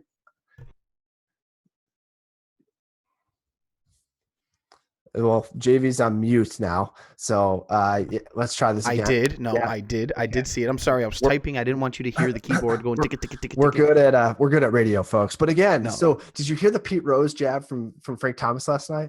Well, I heard the MSU jab at JV Gaming just now, but yes, I did hear the jab. And you know what? I don't know if we're going to see Pete Rose on Fox next year. I think it turned into a roller coaster. So if anyone didn't hear what they said, Pete Rose, obviously a gambling issue thing, blah blah blah blah blah. So funny. And he just he just flamed him, right? Just absolutely got him. Oh my gosh. Like he was talking about that they bet on himself, and then Frank Thomas, like, I think he meant it harmlessly. It's the saying, you bet on yourself, right? But then he's like, no offense to you, Pete, and like makes it worse than it already was, right? Like, oh my God, Frank, like, just gets him. But the best part is Pete Rose loves it. Like he does it. Yeah. He does not take any offense. Like he eats it up. Oh yeah, you're 100% right. So sorry to digress into that situation, but just to go to my point of, we had absolutely everything happen that could potentially happen in a Game 7 that we all wanted to. A big lead, a shrunk lead, a team that rallies back, an 8th inning rally. I mean, just craziness, right? Just absolutely craziness. And I think what we started and what we were talking about before the break was the solo shot from Dexter Fowler in the first inning to kind of get this game set, right? No. Yeah, and like you said, man, that ball came off the bat. We started clapping where we were. I had people Such behind me going, third out, Yep. things are great, and the ball just kept going and going. And you can even tell by Rajee Davis's route. Rajee Davis didn't think that ball was getting out. He stood there. He's like, okay, trying to judge it, and then he takes off. Mm-hmm. It was a really funky situation. And I saw somebody say it in the chat. There was no real wind blowing out to center field. If there was, it was minimal that it wouldn't have affected a ball that high up in the air like that. Mm-hmm. It was just a funky situation. Yeah, it was really weird. And let's get into, so we talked about it. So Kluber, obviously, I think it wasn't so much that Kluber was on short rest. I thought it was much more of a change of approach for the Cubs. And I think inserting Schwarber into that second spot was absolutely huge for the Cubs. I think it was huge for the Cubs, right? To bridge that gap, because now not only can you not pitch to, now you don't want to pitch to Schwarber, you don't want him on base, or you don't want to give him any pitches. But then if you choose to walk him, you're going to the MVP of the NL, right? Chris. Right. So I thought that was a huge bridge that changed the whole approach to everything. So I just think that insertion into the lineup, putting him at second, was kind of it was interesting, because you think your second guy should be more of a contact guy, make sure you get on base, move a guy around, all that stuff. But obviously Schwarber is much more of a power guy. But he certainly, as we saw throughout this series, took some phenomenal at bats, right? I think one of the biggest keys to the whole series, and for Schwarber personally, was his batter's eye was just amazing. After not playing for so long, and everybody's going to bring up he was playing fall ball. It is so different when you're playing a guy like Corey Kluber and Josh Tomlin, even Trevor Bauer, who has nasty stuff, who made be all over the place. It's just it's so different, and he was putting up quality at bats against Andrew Miller. I know, and I'm just thinking, like, how can you do that? Like, that's just absolutely incredible to me. To me, his batter's eye was more of the story than anything he actually connected with, right? I thought that exactly the pitches that he took, the at-bats that he gave the Cubs was awesome. And it'll be interesting to see next year where he ends up and slides into that lineup, but that's a discussion for a little bit later. But so JV, like, going down into, like, getting more deeply into the series and into the game, like, how are you feeling when the Cubs really shot out to that, the, what was it, 3-1 lead? Yeah, they went up, and I'm going to look back so I'm not getting this wrong, but I'm pretty sure they went up. Well, they went up 3-1 going into the top of the fifth. The top of the fifth, and then they added that 2 run, the 2 extra runs in the fifth inning. And the bars started to empty out at that point, just because people were working in the morning. The games were taken late. They didn't want to deal with the Cubs fans. Yep. And it's just, I mean, obviously I stuck around. I didn't have it in me. Even if I had to watch the Cubs go on to win the game, you just don't get these opportunities very much as a baseball fan. So, I mean, it wasn't pretty. It wasn't a pretty sight downtown. But if anybody knew it, I myself knew it. My buddy said it too. He's just like, I have a feeling like they're just not going to go down easy, and they ended up not. But you didn't have a good feeling, like, after game, 4 or 5, after game 5, the momentum was with the Cubs, and it just never really stopped until the 8th inning. Yeah, I know, and it was just like, it was really crazy. I mean, it was absolutely wild, and I think I'm trying to look back a little bit to make sure I also don't get it wrong. So Hendricks left in the 5th. Yeah, he actually pitched 1 inning more than I thought. And you know what was interesting? I thought, a lot of people hated the move, and I did too. I thought Hendricks had settled down from his kind of first 2 innings. I thought he settled down, and then he issued that walk with 2 outs, which, again, a lot of people were saying a strikeout, and the strike zone was interesting, to say the least, last night. And I thought that Madden hooked him way too quickly last night. And it was weird because Madden preached all day, and I think it was a quote from Madden that, I'm not going to put John Lester into a game in which it's a dirty inning and guys are on base. I'm not going to do that to a guy that's not used to coming out of the bullpen. And it's got to be weird for a starter You know, Exactly. Bringing him in out of the bullpen to start off in the stretch like that just yeah. would have been an awkward Very, situation. very interesting. He's starting off first off, he hadn't been in the bullpen since I think it was like 2008, I think they said, or something. Like 2008, the last time he came out of bullpen in the ALCS, I believe it was. So I mean, we're talking 8 years now. Right. And to do something that Madden basically said that he was never going to put a situation in there, I thought was really funky on Madden's part, because here's something that you've said the entire time and what you preached all year, and then throughout the playoffs and throughout the World Series. Madden preached, we aren't going to do anything differently than we do in the regular season. We're going to approach every day like the same. And obviously game 7 is different, and we all know that different circumstances where you have the ability to go to a starter because it's a game 7 out of your bullpen.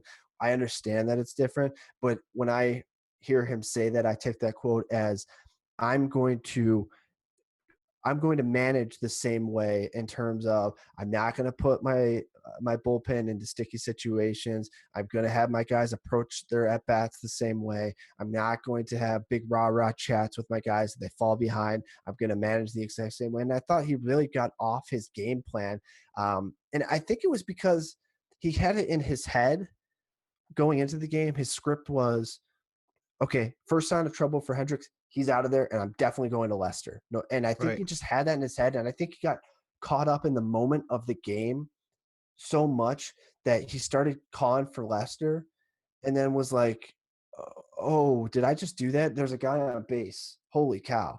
And then Right. obviously Lester had trouble. The wild pitch that knocks out David Ross, right? Dude, straight snipe shot. Plus 50 for the headshot for him. I'll tell My you that. God, like, and the ball bounced like 30 And feet. kudos to Kipnis with good secondary. His head was in the game. Him scoring on that play was impressive. It was huge. The two runs that they got on the wild pitch. I mean, obviously, like MLB, the show animation, like, can't pick up the ball and deliver it to home plate, because Right. you're never getting that tag.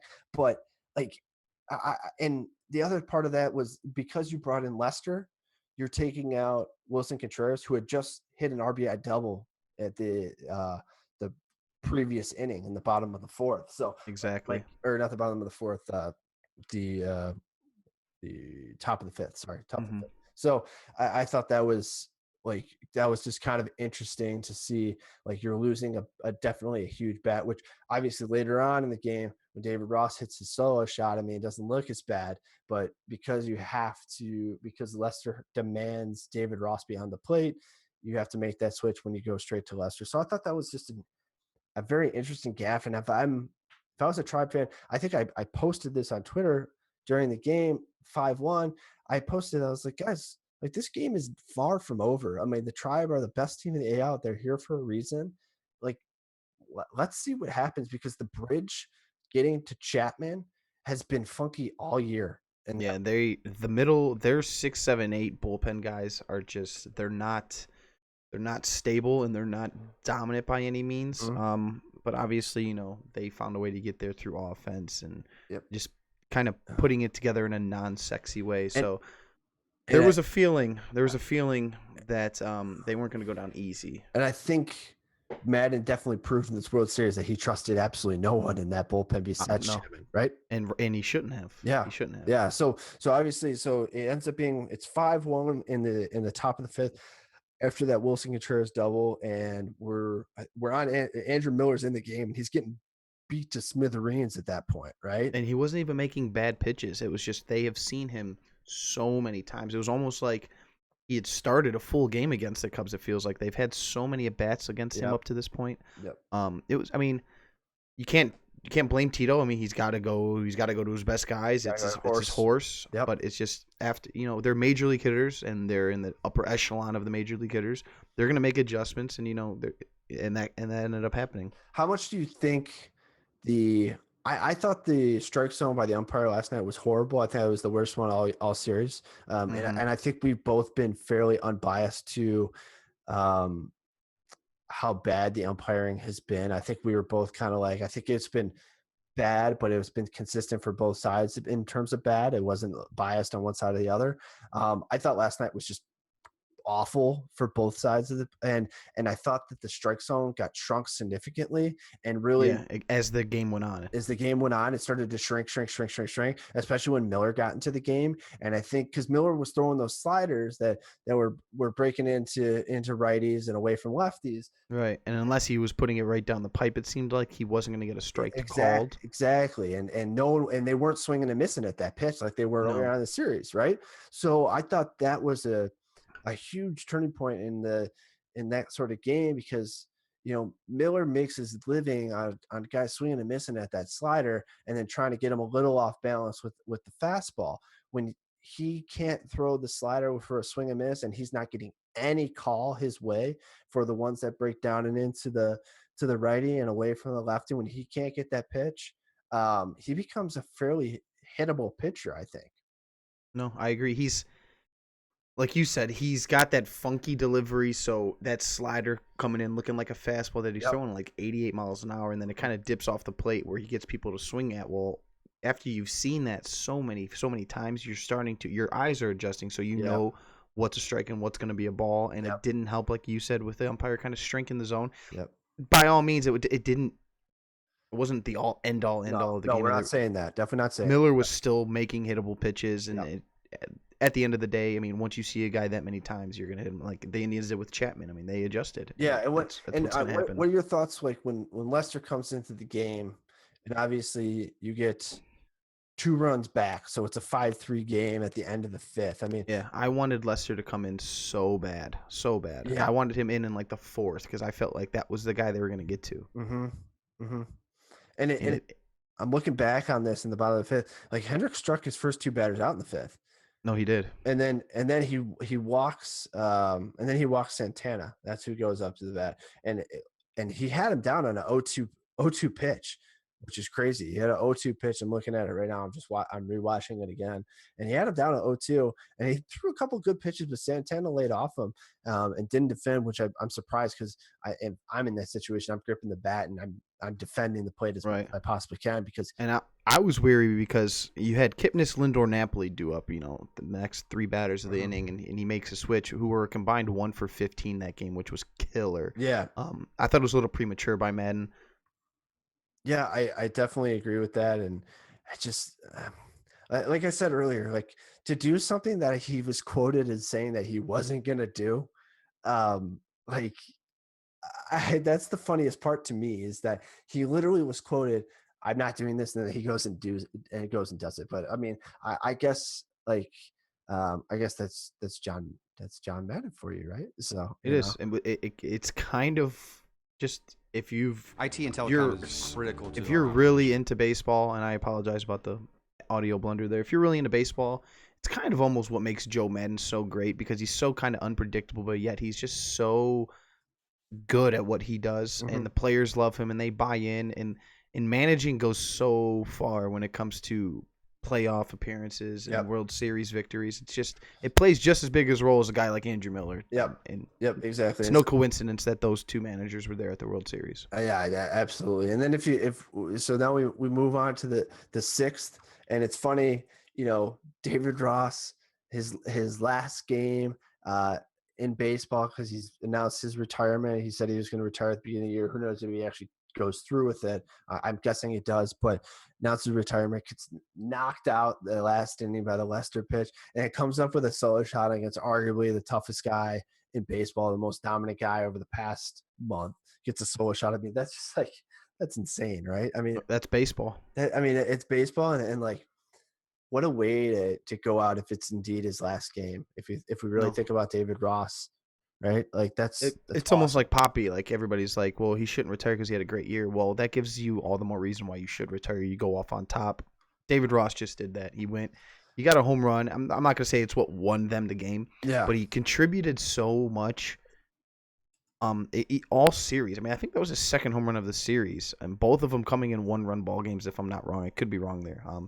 But I mean, he won a World Series. He had a home run, came in the middle of the game, got his guys believing. I mean, even that talk he had with Rizzo, I thought was great. That classic. If you got to hear that live, Rizzo kind of came up to him and he was like, "I'm a glass, I'm a full of glass. I'm like a glass full of emotion or something." And David Glass Ross is case. just He like, said the Anchorman quote. He was like, "I'm a glass case of emotion." And "Yeah, the funniest part to me about that was Ross. So David Ross was mic'd up by Fox last night, and good job by Fox too. good That's job by nice." Fox. And so Rizzo's like, "I can't handle this. I'm gonna explode." And Ross is like, "Just breathe, buddy. Just breathe. Everything's gonna be okay." Right. And Rizzo's like, "No, I can't. I'm a glass case of emotion." And it's funny because Matt Caesar was in front of him laughing, right? Because Mhm. he knew what the Anchorman quote was for, and David Ross has David Ross had no idea. no clue that there was an Anchorman quote. He goes, "Just breathe, it'll be fine. It's gonna be even worse in the ninth when it's a 3-1 game, you know." So Yeah. and it's like I don't know what that accent is. It's apparently like Chicago meets Farmville. So Yeah, it's like Louisiana meets I don't know what was going on with that, but South Side. that's my best David Ross for you. But no, it was just so funny that he had no idea what Rizzo was talking about. But like I just like can't believe that the unsung heroes that you get in a game 7 as we walk you guys through what happened last night, the stuff that's happening throughout the game that you're going to go back and look at and be like, oh my God, that happened. Like, holy cow, like the little tiny little intricacies that are happening throughout the game that you can't really appreciate until it actually happens. Cause you're only emotionally able to handle the whole thing right now. And then you Right. I can look at the minuteness and the minute details of this whole thing. So Yeah, like there's things I'm reading right now through, baseball reference. And I'm just like, wow, because it's not something that I was focused in on then. Yep. But I could kind of see like the details, the analytics. It's amazing. Yep, exactly. So we got all the way through there. At the 6th was I don't think the Indians didn't do anything on this with that, but like I don't think whether the Cubs put up any runs in the 7th there off of Miller. No, they were scoreless until we got to the 10th. Oh, so they got the 10th. So then the 8th inning comes in, okay, and we got and Chapman. He got put on. Did he get put on with 30 innings again? Um, I'm looking at this right now. So Lester pops him out. Okay, I'm just fast forwarding back to the game briefly. Yes, Chapman did come on. He came on with a dirty inning. So it was 2 outs, and then Chapman came on. Lester, who did Lester lose? He lost.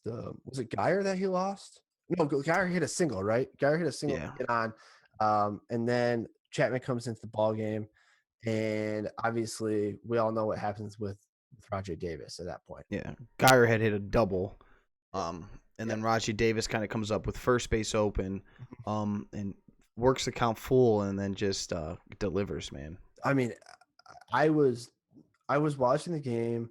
Another ball that it did not look like it was going to get out. Yeah, well, I thought that ball had a better shot to get out than any of the other ones that the Cubs hit the entire night, right? Right. Because it was I thought the best angle, best camera angle for that thing was the down the line because it hit off like the camera of Fox. Did you Exactly. see No, that? yeah. And like spun the camera around after it hit it. It was awesome. It was so cool watching that. That thing got out in a second. Yeah, I got a question for you. If it was a regular Cleveland Chicago 40-degree night, you think this game plays out way differently?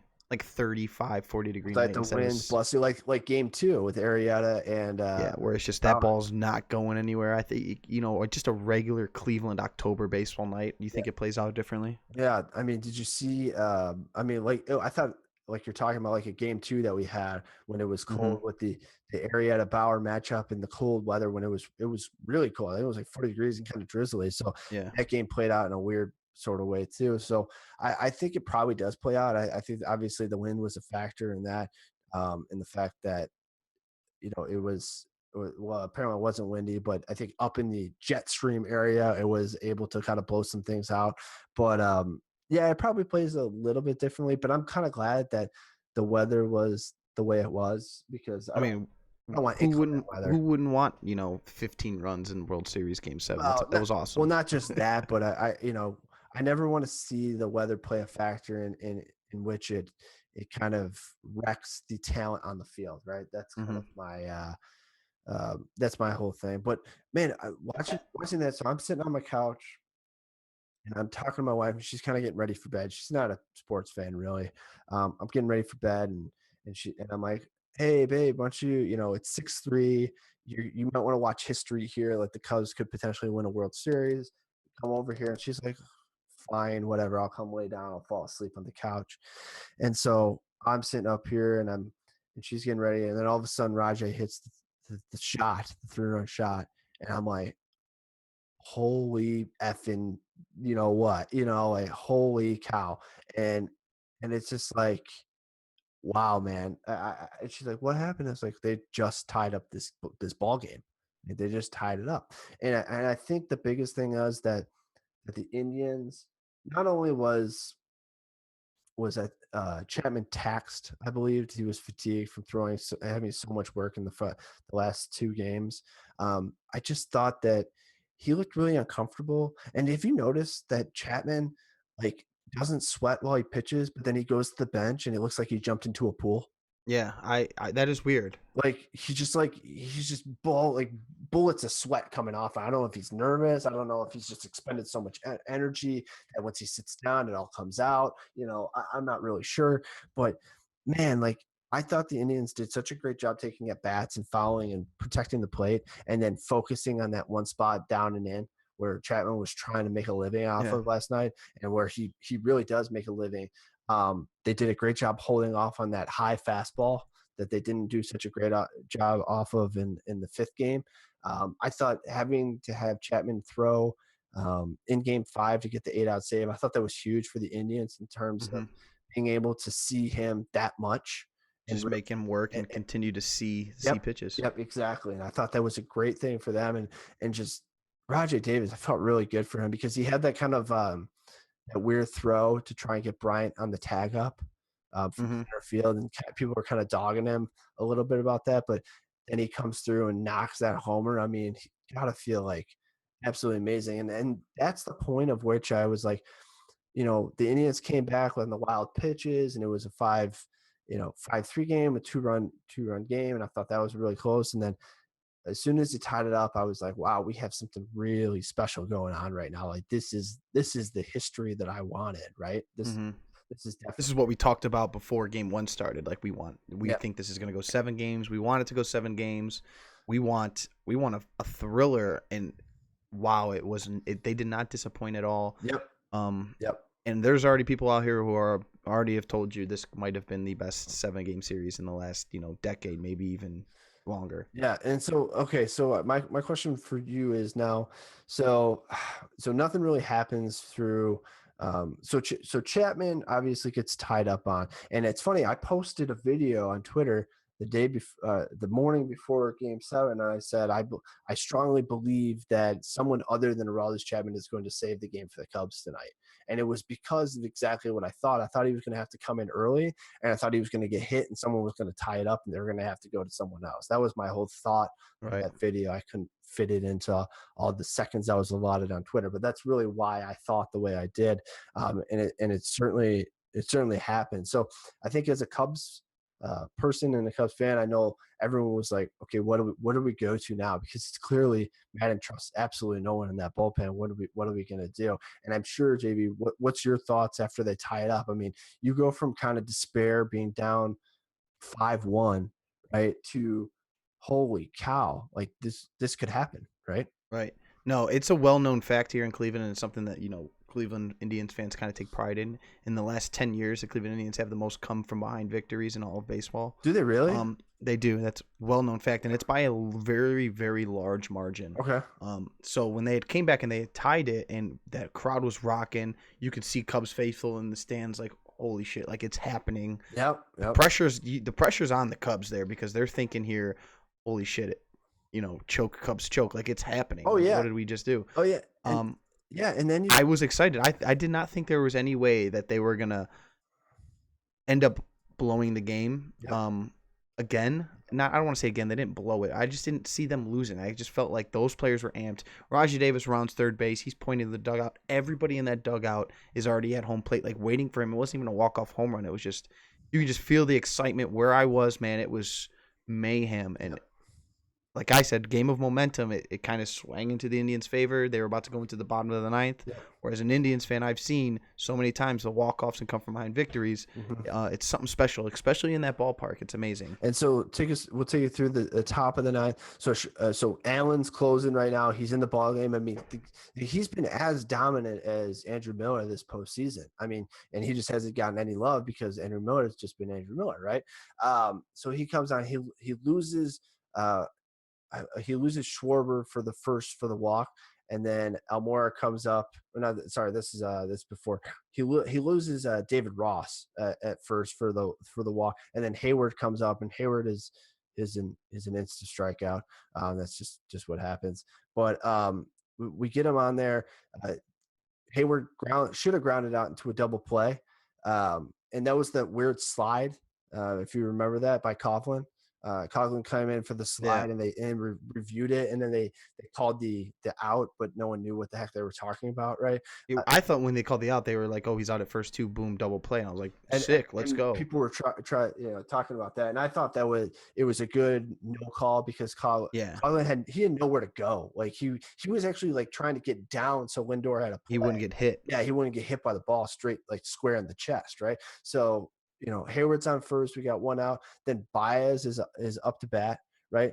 And this is where Hayward steals second, and the ball gets past Lindor, I believe, right? And it was Kipnis. Kipnis couldn't make the scoop. Kipnis out of the scoop, and Hayward rounds second and gets to third with one out, and Baez is up to bat right now. Okay, so I don't know about you, but we saw. We saw something really weird. So Baez is he's already hit a homer in the game, right? But he's getting I don't know if you saw. He was talking to the third base coach, right? So it was a full count. He was taking pitches. He was making swings. It was a full count, 3-2, and then he had a conversation with a third base coach on the third baseline. And I'm like thinking, like, is Madden going to put the squeeze on here? I was 100% for that. I was sitting where I was at. I was like.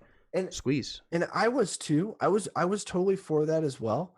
But they made it obvious by talking to him. Like, don't they have a sign? Yeah, they made it obvious. And I thought he was trying to take pitches. And I'm rewatching this at bat right now. So it's 2-1, and now it's, I believe 3. Yeah, it's 3-1. And then Hayward takes the bag and gets all the way, and Kipnis misses the play, and it's now on a called strike 2. On a called strike 2. Yep, it's 3-2. Takes the bag, and so now I'm thinking.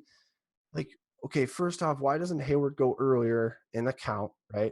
On, maybe a 0-0 count or a 1-0 count or whatever. Why against Cody Allen, who is you can steal on Cody Allen. It takes him a little bit to get to the plate. Deliberate to home plate. Why doesn't he go earlier? Because I'm looking at this back now, like I see why they didn't try to squeeze it earlier because he wasn't on third at the time. He was on third when there was a 3-2 count. But like, I was just somewhat confused with one out, especially. I mean, I know the infield is playing in, but you get that ball anywhere, and he's probably scoring with Hayward's speed, right? Hayward's speed he's probably scoring with any sort of contact, right? Regardless. Yeah, and for those of you who aren't familiar with suicide squeeze, the runner's stealing pretty much from third base. He's pretty much just waiting for the right-handed pitcher to actually start to deliver the ball to third, so he obviously doesn't get picked off at third. But as soon as the third base, the guy on third base can see that the pitcher is going to home plate, he is taken off. So as soon as you get that bunt down, I mean, before the ball even hits the ground, odds are the guy at third base is probably going to score. Go ahead. My whole thing was it's got one out. If you get contact out into the outfield, no offense to the Tribe, but it's not like they have huge arms. No, he's scoring. Out in the outfield, he's going to score, right? He's going to tag up. He's going to score unless it's just super shallow, right? Like the one to Raji earlier in the game. Yeah, that shows you how easy it could have been to score from home. Exactly. So that's why I was just confused as to why just try to put the bunt down. Why not just let him at least try to swing to contact? If he somehow strikes out, it's the same thing as going for the suicide squeeze, right? So I thought that was another weird play call by man because Baez didn't do that by himself. He got the call. I know some people are trying to say that Baez did that by himself. There's no way that Baez did that by himself. That was a call play. I think what the third base umpire comes down and tells him is they're either going to walk you to load the bases. Mm-hmm. I mean, not to load the bases, but put the guy in first, so that way you have the double play ball in order. Yep. And the circumstances they were playing ball four or game pretty much in my mind. Yeah. I was all in favor of him walking him, but if they didn't walk him, I was in favor for them to do the squeeze. So I'm pretty much sitting there thinking, well, the third base umpire's telling them they're either going to pitch out to you, give you a pitch nothing like you can't hit. So either hit the squeeze, or if it's an intentional walk, take the walk. But that's kind of hard with the guy in third because if he starts to take off, even if he gets walked, you can still tag him out at the plate. And then he had a good pitch to bunt on. He just missed. So Allen gets pulled right after that, and Shaw comes into the ball game, and then he has an at bat in the top of the ninth with Fowler. And if you don't remember this, Fowler hits a shot up the middle in which Lindor ranges. I mean, just a tremendous range. I mean, you remember what I'm talking about, right? Right. If Indians go on to win that game, they would have been showing that play for 50 years. Yeah. I when that ball left the bat, based on the camera angle, and it went over the pitcher's head, I'm like, that's a single, they score, right? Absolutely. That's how everybody did. Everybody started was like, thinking, there's no way. But God, Lindor is so good at reading the ball off the bat and making that kind of extra, like that kind of cheat step to get to the bat, and then he makes a hell of a throw over. He made that throw look easy. That throw right there is about as difficult as they come. Across his body as a righty, and he's in center field. And from center field, he's moving that direction. I mean, it's the tendency for you to pull that ball and send it into the right field seats. I mean, he's got and he's doing it in the most crucial situation where you're in the top of the ninth and you need to keep a tied game going in the bottom of the ninth. Oh my gosh. That was huge. That's huge. And that's just the most amazing thing. And the crowd went nuts and you were just thinking they're scoring here in the bottom. And boy, did Lindor break out in this entire playoffs. It's just, I loved it because he was not getting the recognition he should have been getting all year. Us baseball guys, we love Lindor, right? Great bat, switch hitter, just a fun dude, young guy, a great representative of the game. That's exactly what I was going to say. You never see that kid without a smile on his face. And it's amazing. So happy. Got the goofy hair pulling out of his hat, underneath his hat. I mean, just a great kid overall. And everyone now knows who Francisco Lindor is after this. I have a really good quote from him I want to talk about before we get off air today too. Sure. Do you want to spit it out right now? No, it's gonna be something I do right before I get off, my final take here. Okay, cool. Yeah. So now we're in the bottom of the ninth. Chapman's still in, which I thought was kind of interesting. They were kind of warming up Carl Edwards Jr. I really thought we might see Jake Arrieta because that was a thought that someone had. I was actually more thinking that we might see John Lackey, right? Because we hadn't seen Lackey since game 4, right? So I think Lackey has had more experience coming out of the pen than obviously an area had just pitched the night before. So that's obviously much more problematic than a guy that hasn't pitched in whatever it was 4 days, right? So I'm really surprised that we didn't see any of those guys warming up. So we have Chapman still on the mound, and Chapman I thought settled down, but honestly, going into the bottom of the ninth, I thought that I just really thought that they were going to end it. I really had this feeling because the Cubs, I think the Cubs and all the Cubs fans, and you probably felt the same way, JV, that the Cubs had this kind of on lock, throughout the game. And they were the better team. They're probably going to win. This is happening. This is happening, the build up throughout the game. And then as soon as the 2-run shot by Davis happens and you get through and you have that huge defensive play from Lindor and you get out of the inning and everyone's going absolutely insane, I'm thinking it only takes one swing.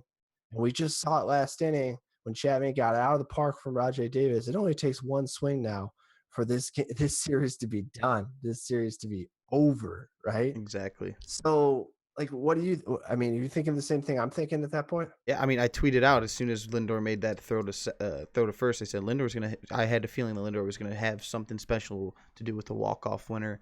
They're coming up with the meat part of their lineup. Mike Montgomery came in, and what he did all series, he was like the left-handed version of Josh Tomlin, where he was just keeping you off balance.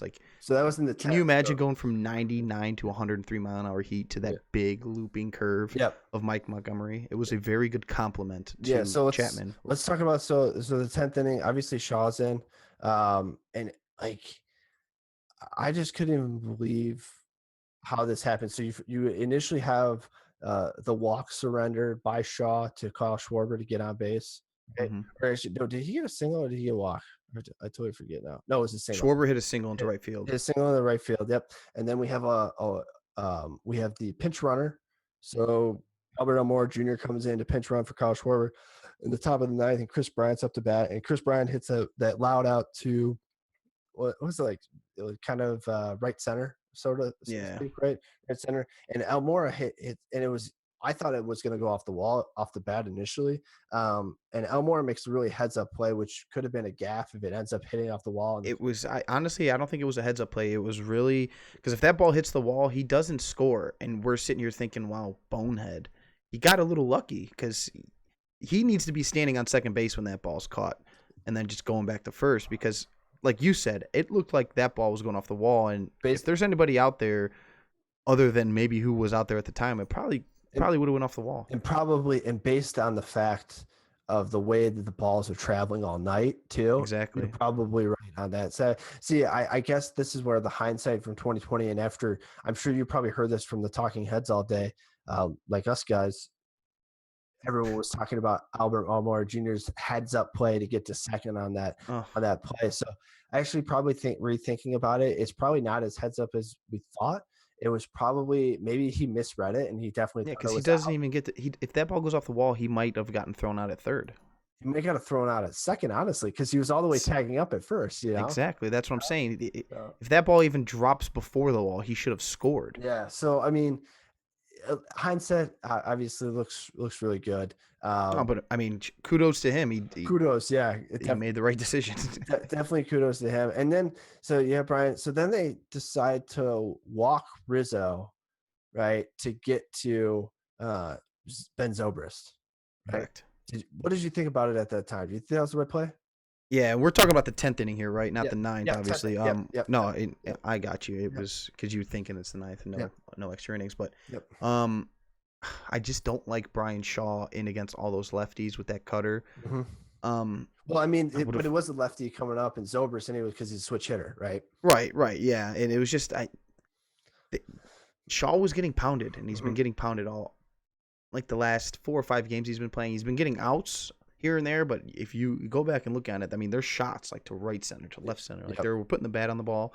Zobrist was absolutely eating. I would have liked to see them unintentionally but intentionally walked. So pitch him, try to get Rizzo. ahead. If you don't, then just walk the crap out of him. See if he swings at any junk, but don't get anything dangerous. If Shaw can do anything, it's kind of start that cutter in the middle of the plate and saw somebody off on the hands. Maybe that could have happened. Worst case scenario, it's a ball. And Zobrist was 0 for 4 up to that point last night. If no one remembers this, but he was 0 for 4 going up to that point. So I mean, looking back on it, I think it's probably a good move because Rizzo can end it with one swing. I mean, he's got the power. He's an MVP candidate. I mean, he's a fantastic player.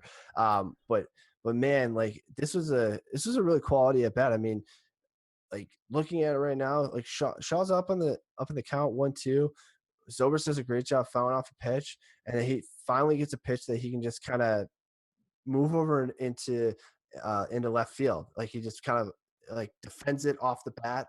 He does what great hitters do, and he literally took a good pitch and he took it the other way. Yeah, well, took it the other way and just like a little lightsaber deflection and just beats it off there. And then Addison Russell comes up and they walk Addison Russell to get to what happens to Miggy Montero at this point, right? And at this time, they still have Brian Shaw in the game. Brian Shaw's still in the game. Do you think they could have gone to anyone else at this point? Do you think they should have after the rain delay? After the rain delay, like you should never pitch somebody, go to a rain delay or go to a big pause, and then bring them back in the game. I'm a component. I don't like that, and it's proven in baseball that most managers don't do that. Tito made an exception here. He stuck with one of his workhorses, which I applaud Tito. I'm never going to doubt anything Tito does.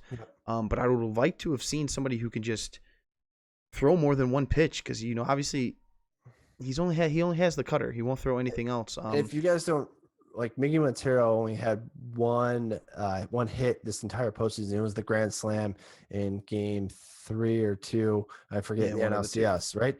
It was game 2. Game 2. So he only had the grand slam. He only had one hit all postseason. It's not like they were throwing it to getting walking Addison Russell to get to a guy. This was the right move to make. Yeah, At this you point, absolutely walked him to get to but Montero. it just so happens that Montero's a lefty. He's much better against righties.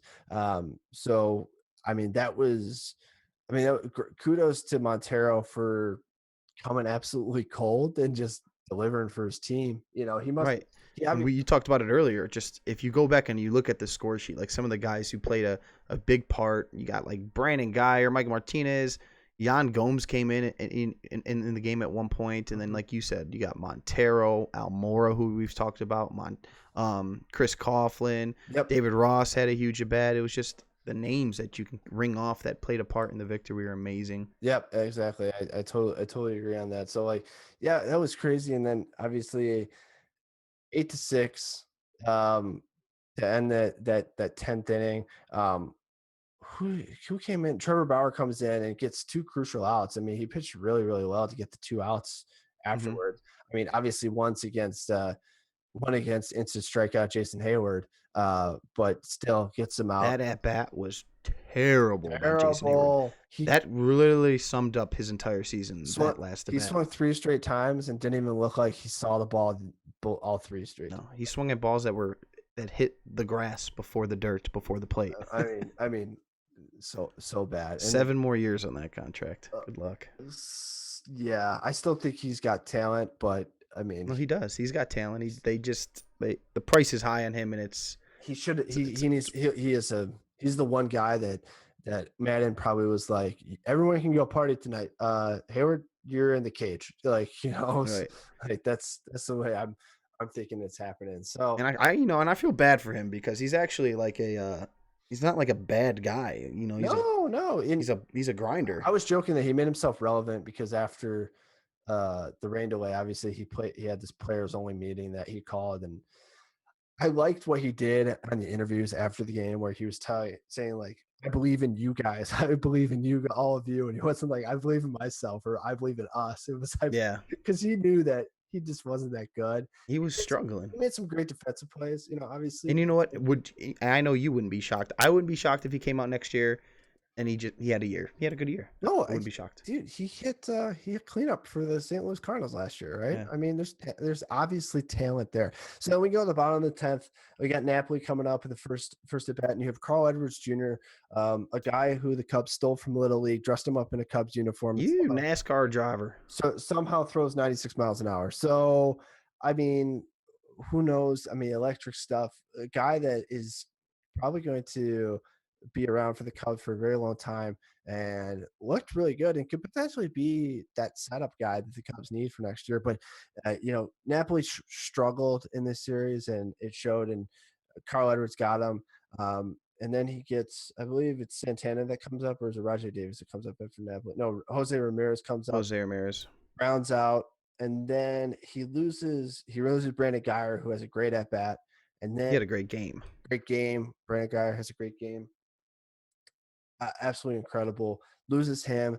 Carl Edwards Jr. gets yanked. Mike Montgomery comes in to try and save this game now, which, I mean, you got the tie run at the plate, like this is it, man. Like this is crazy. So, and the game comes down to a guy by the name of Michael Martinez, who has been on 3 ball clubs. Indians traded him to Boston. Boston cut him. Yep. And then they picked him right back up.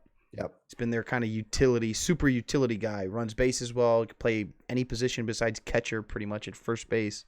Yep. And I'm sorry. It was he loses Jose Ramirez, and then Carl Edwards Jr. is still in the game, but then Rajay Davis hits that little single up the gut to center field and sends him home. So now it's an 8-7 game. And then Joe Manning goes and pulls this guy and pretty soon Mike Montgomery facing Michael Martinez, who obviously, like JV just said, is a minor league guy. And so then we get the last out of the game right here. So I know we got that queued up. CJ, you want to roll tape for us? Like JV just said, he's a minor league guy. And so now we get the last out of the game right here. So I know we got that queued up. CJ, you want to roll tape for us?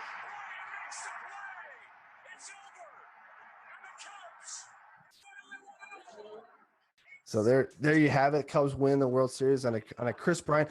When that look at JV. JV's dying over here, poor guy. But when that happens, I initially my thought with the rain on the ground and kind of the moisture in the air, when that first happens, that trickler goes down the line and Bryant goes to field it. Like I just like I thought he might miss the throw. Like I don't know about you. I thought he might miss the throw because it looked like it was going to be a tough play just based on the field conditions. You know what? What stuck out to me in that play, and you might have said it because my audio cut out there for a second, is he's cheesing. He absolutely grinning the entire play. Is he cheesing? Did you see it? Oh no, dude! It is pure just. I feel like he's like in agony. Like I'm tripping, I'm falling. No, no, dude, you need to bring it up. It is actually. I applaud Chris Bryant for it because he knows what he's about to do, and he's got the biggest. He's like laughing. He's cheesing so hard. Yeah, it was great. I don't know. I guess I did watch it. I have seen it, and I don't know. My favorite part about the whole sequence of events is Anthony Rizzo catches the ball and immediately sticks it in his back pocket. Oh yeah, he sticks it back in the pocket. Like, what are you doing, bro? Somebody got some. There's no way he kept that ball. No, that thing's going to the Hall of Fame. That's already in Cooperstown. Yeah, no it's way. in Cooperstown for sure, man. So that's it. But it's like, holy cow! Like, obviously, just like I'm like almost emotionally spent from recapping this game again. Like, just like going out by out and bat. Really? How do you think I feel? Oh, okay. I'm just messing, man. Yeah, I'm trying to be giving you a hard time. I'm trying to be a nice guy about it. I'm just like going through it again. It's just emotionally intense, you know. So no, I love it, man. I would do it again tomorrow. As much as it hurts, amazing. It was just amazing. Absolutely incredible game. Loved every second of it. Obviously, JV loved every second of it up to the end. I mean, the hats off to the MLB. Just crazy stuff, man. I mean, yeah, everything was good except for the Joe Buck situation. Do you not like Joe Buck? Oh man, every time he was showed on the screen in Cleveland, there was middle fingers and boos. Really? I'm in the I don't hate him and I don't like him. I'm in the middle. I've always loved him growing up, but I could not believe the biased and infatuation he had with Chicago. Yeah, I mean, I guess I got the whole TBS thing against the Indians, and why did Boston lose or why did Toronto lose? But Joe Buck was a little biased. Yeah, I mean, yeah. Like the Indians would win a game, he'd be like, and the Indians take a 3-1 lead, and the Cubs would win, and he'd be like veins popping out of his neck. He's so excited. Gargling glass. Huge difference. Gargling glass so you can say it better and be like, the Cubs win. Right. And you know what? I thought he was going to do something epic and historic for like the last out, and it was just kind of like. I thought he did a good job and just. I think he did, but. I thought he did a good job of letting the moment happen. I'm always a big proponent of these guys not saying anything and just letting us soak in and trying to be. I agree, which is how it should be, but I just didn't think that's what Joe Buck was going to do. I mean, he shocked me. He's certainly not going to give you a Jim Nantz Jim Nantz has gone through every single one-liner, like 100 of them, and then he figures out the one. He's like, "That's the one. I'm doing it on air." Like put it in my back pocket. Yeah, like there's probably a YouTube video out there of like Jim Nantz one-liners to send off championships games, but like I'm just so happy for the MLB, and it couldn't have turned out any better for everyone. I saw a question in the chat about. Do you think if Cleveland won that the MLB was strong to consider it changed the All-Star game to signing home field advantage? I guess I'll start with this one and then you can follow up with me, JV. They're going to change it. I think it should be decided by record. They've been talking about this for a while now, even before this season. I think it's the most non-intellectual way to choose who is going to be who's going to have the home field advantage for the most important playoff series of your sport. I think it's just so dumb. None of and everyone's talking about what do they play for the All-Star game. I don't care if they play for anything. Okay. The All-Star game for me is never going to be a game regardless of the sport, football, basketball, baseball. It's an exhibition. It's supposed to be an exhibition. It's supposed to be a fun time for the players, a relaxing time for the players. They shouldn't have to be going out there and trying to impress anyone or have a really challenging game or try to get hurt or anything like that. To me, the All-Star game is for the fans so they can interact with them and do all this stuff. So I really don't care if there's anything on the line for the All-Star games. The All-Star games are a joke for the most part. They So are. Nothing's worse than the Pro Bowl, my God. yeah, for Pro Bowl, good God. I mean, I can't believe we just said the Pro Bowl on this show because the Pro Bowl is just the worst thing in all of sports. So they're going to change it regardless. I don't think having the Cubs win or lose. I mean, honestly, the Cubs not having the home field advantage this series probably saved them. I think it helped them. Yeah. And that was what I was going to get to. I mean, there was no home field advantage in the series, clearly. I mean, look at it. I mean, Cubs 1-2 in Cleveland, and the Indians 1-2 in Chicago, and then they split the first two. I mean, there was no home field advantage. I honestly think the Cubs playing 3 in Chicago really helped them because they ended up winning Game 5, giving them a momentum and a day off going into Game 6. And then once they won Game 6, it was just like, boom. And you're totally right. I think in baseball, out of all the sports, baseball is probably the least like home field advantage plus, right? I don't think in baseball you get so much of the kind of that boost that you get in the other sports. I think basketball is a huge boost for home field, right? I think that's a huge boost in momentum when you're able to play in your home court because you're so on top of fans. I think football is a little bit you get that kind of home field advantage just from the locker room atmosphere and the pregame and all that stuff. Baseball, like these guys are on the road so much throughout the year that it's like they just deal with it so well. Right. Not only that, they're so zoned into where if you're playing baseball, it's like tunnel vision compared to football, to where you hear a crowd, it's affecting the snap count. You can't hear things, communication issues. I mean, it does matter. I mean, the home field matters. It kind of matters, like adrenaline wise, but it's nowhere near what it is like for basketball and football. That's such a good point, man. I didn't really think about that. You're so right. Like baseball's like so hand signals and signs and stuff like that. And it's like mano a mano every single game. Obviously there's stuff that's going on outside of it that you're not locked in on, but for the most part it's, pitcher versus batter, and then everyone else adjusts around it. So you're totally right. Whereas in basketball or football, you're really communicating as a team and every single aspect on every single play. So yeah, you're probably definitely right about that. But they're going to change it, and I hope it goes back to. I think it's going to be as soon as next year. I think. What do you think it's going to be? Just whoever has the best record overall. It should be whoever has the best record overall, and then it should be. And I really, really hope they do 2-2, 1-1-1. I don't think that's going to change, unfortunately. That's what I hope. I mean, me and you both said that last episode for podcast wise, because it would take too long. We're already playing into November. The best way to do it would be 2-2, 1-1-1.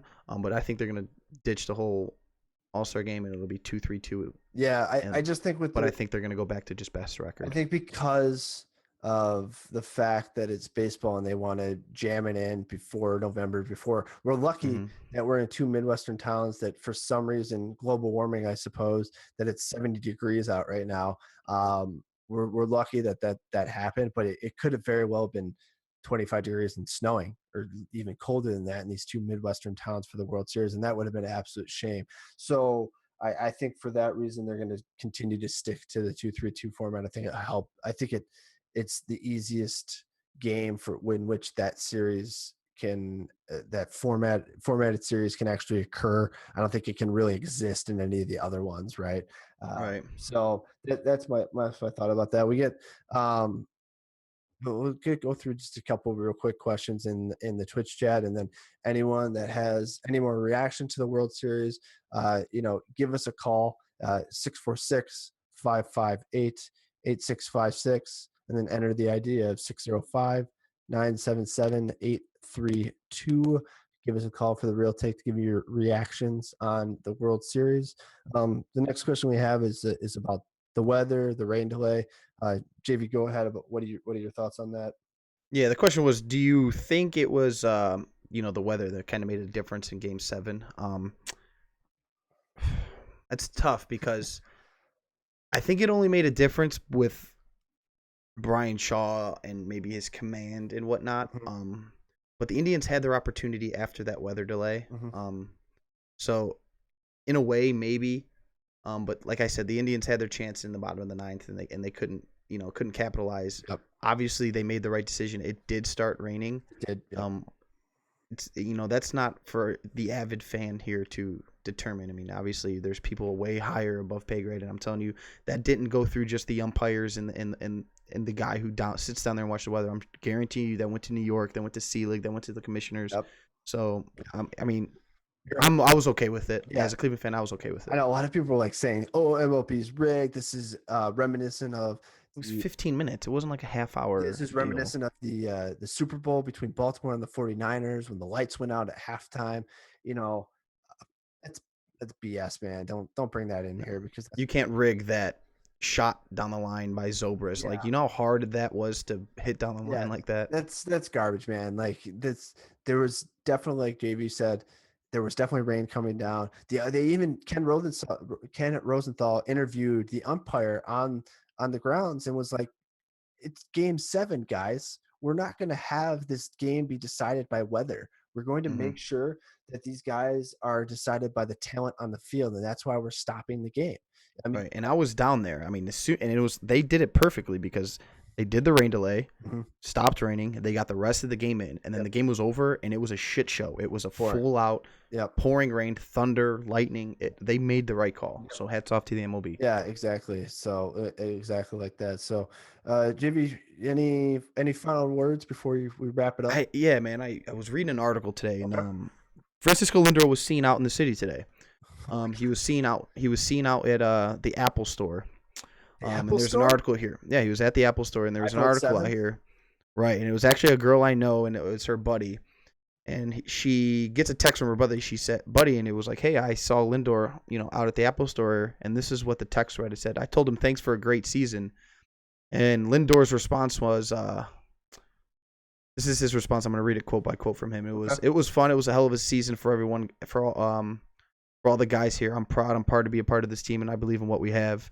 And then Carl goes on to say, what he says, yeah, I agree. It was fun to watch. And then the fan told him, thanks for a great season, to which Lindor responded, we tried to win it for y'all. We really did. I just thought, for Lindor to be able to actually see a fan and kind of communicate with him without being Debbie Downer, shows a lot about Lindor's character, and I'm glad to have that guy playing shortstop in Cleveland for about a decade to come. Yeah, I agree, man. That's the sportsmanship we were talking about, and I know, like we've been talking about all show. It stings for you right now, and it's supposed to sting, but to have like the actual guy that this is like, we just watched the game. We didn't play in the game. We just watched it. Now we're talking about it, right?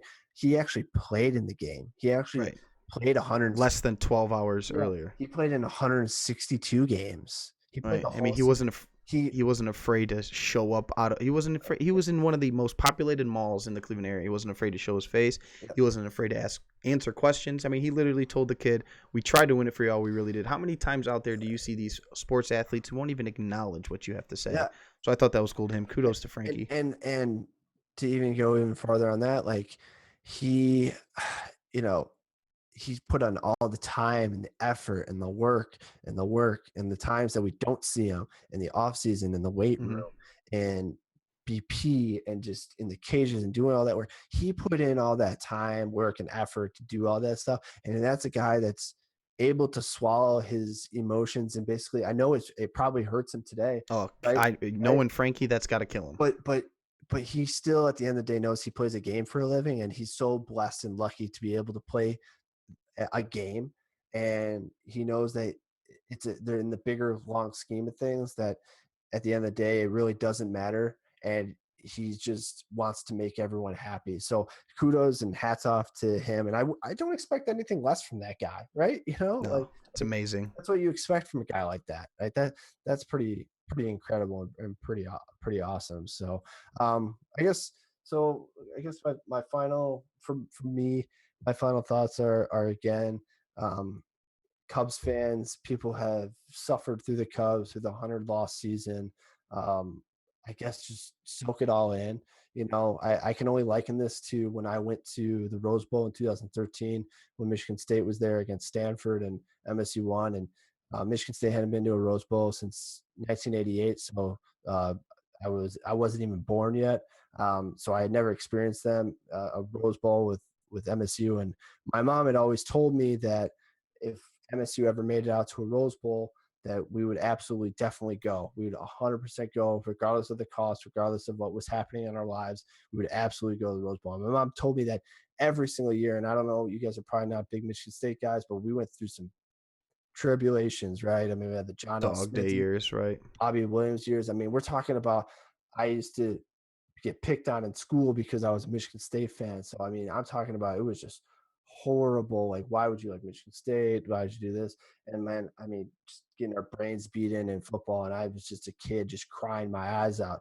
And then to get to the Rose Bowl, to the Mecca to me of all college football, to get to a Rose Bowl, and it happened to be the 100th Rose Bowl before all this changed with the college football playoffs, like to get out there and then to see my team win in just an absolute amazing game. I mean, that to me like overcame me with emotions, right?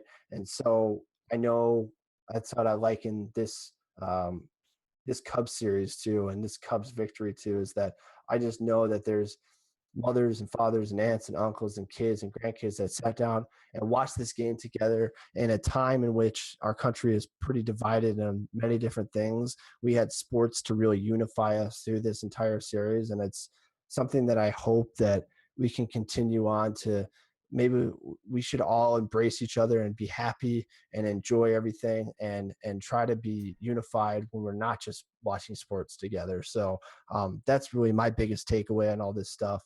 And I just am so happy for baseball. I'm sorry for you, JV, and that you had to lose, but you know that the Indians will be there. They have a great young squad, and you shouldn't feel down about what happened because they did an absolutely tremendous job, and loved every second of it. And I'm so happy for baseball, and it was just awesome. No, it was, man. And like I said, congratulations to Cubs Nation out there. I know it's well deserved. Yep. And hopefully it's, within the next 3 years. I don't see it being, far fetched that they can possibly meet again. So I just want to say thanks everybody for coming out, for being with us tonight, guys that are on the Twitch simulcast, obviously guys that are listening to it on radio, on the mobile app. Thank you guys. I mean, we can't do this without you guys. So. Yeah, I appreciate it. Real quick shout out to the men and women in uniform, firefighters, police officers, and those overseas. We are the Real Take guys. Catch us next Thursday. Appreciate the support. Yep. Take care. And remember, takes our dish best served real. We'll see you guys next Thursday. Boom.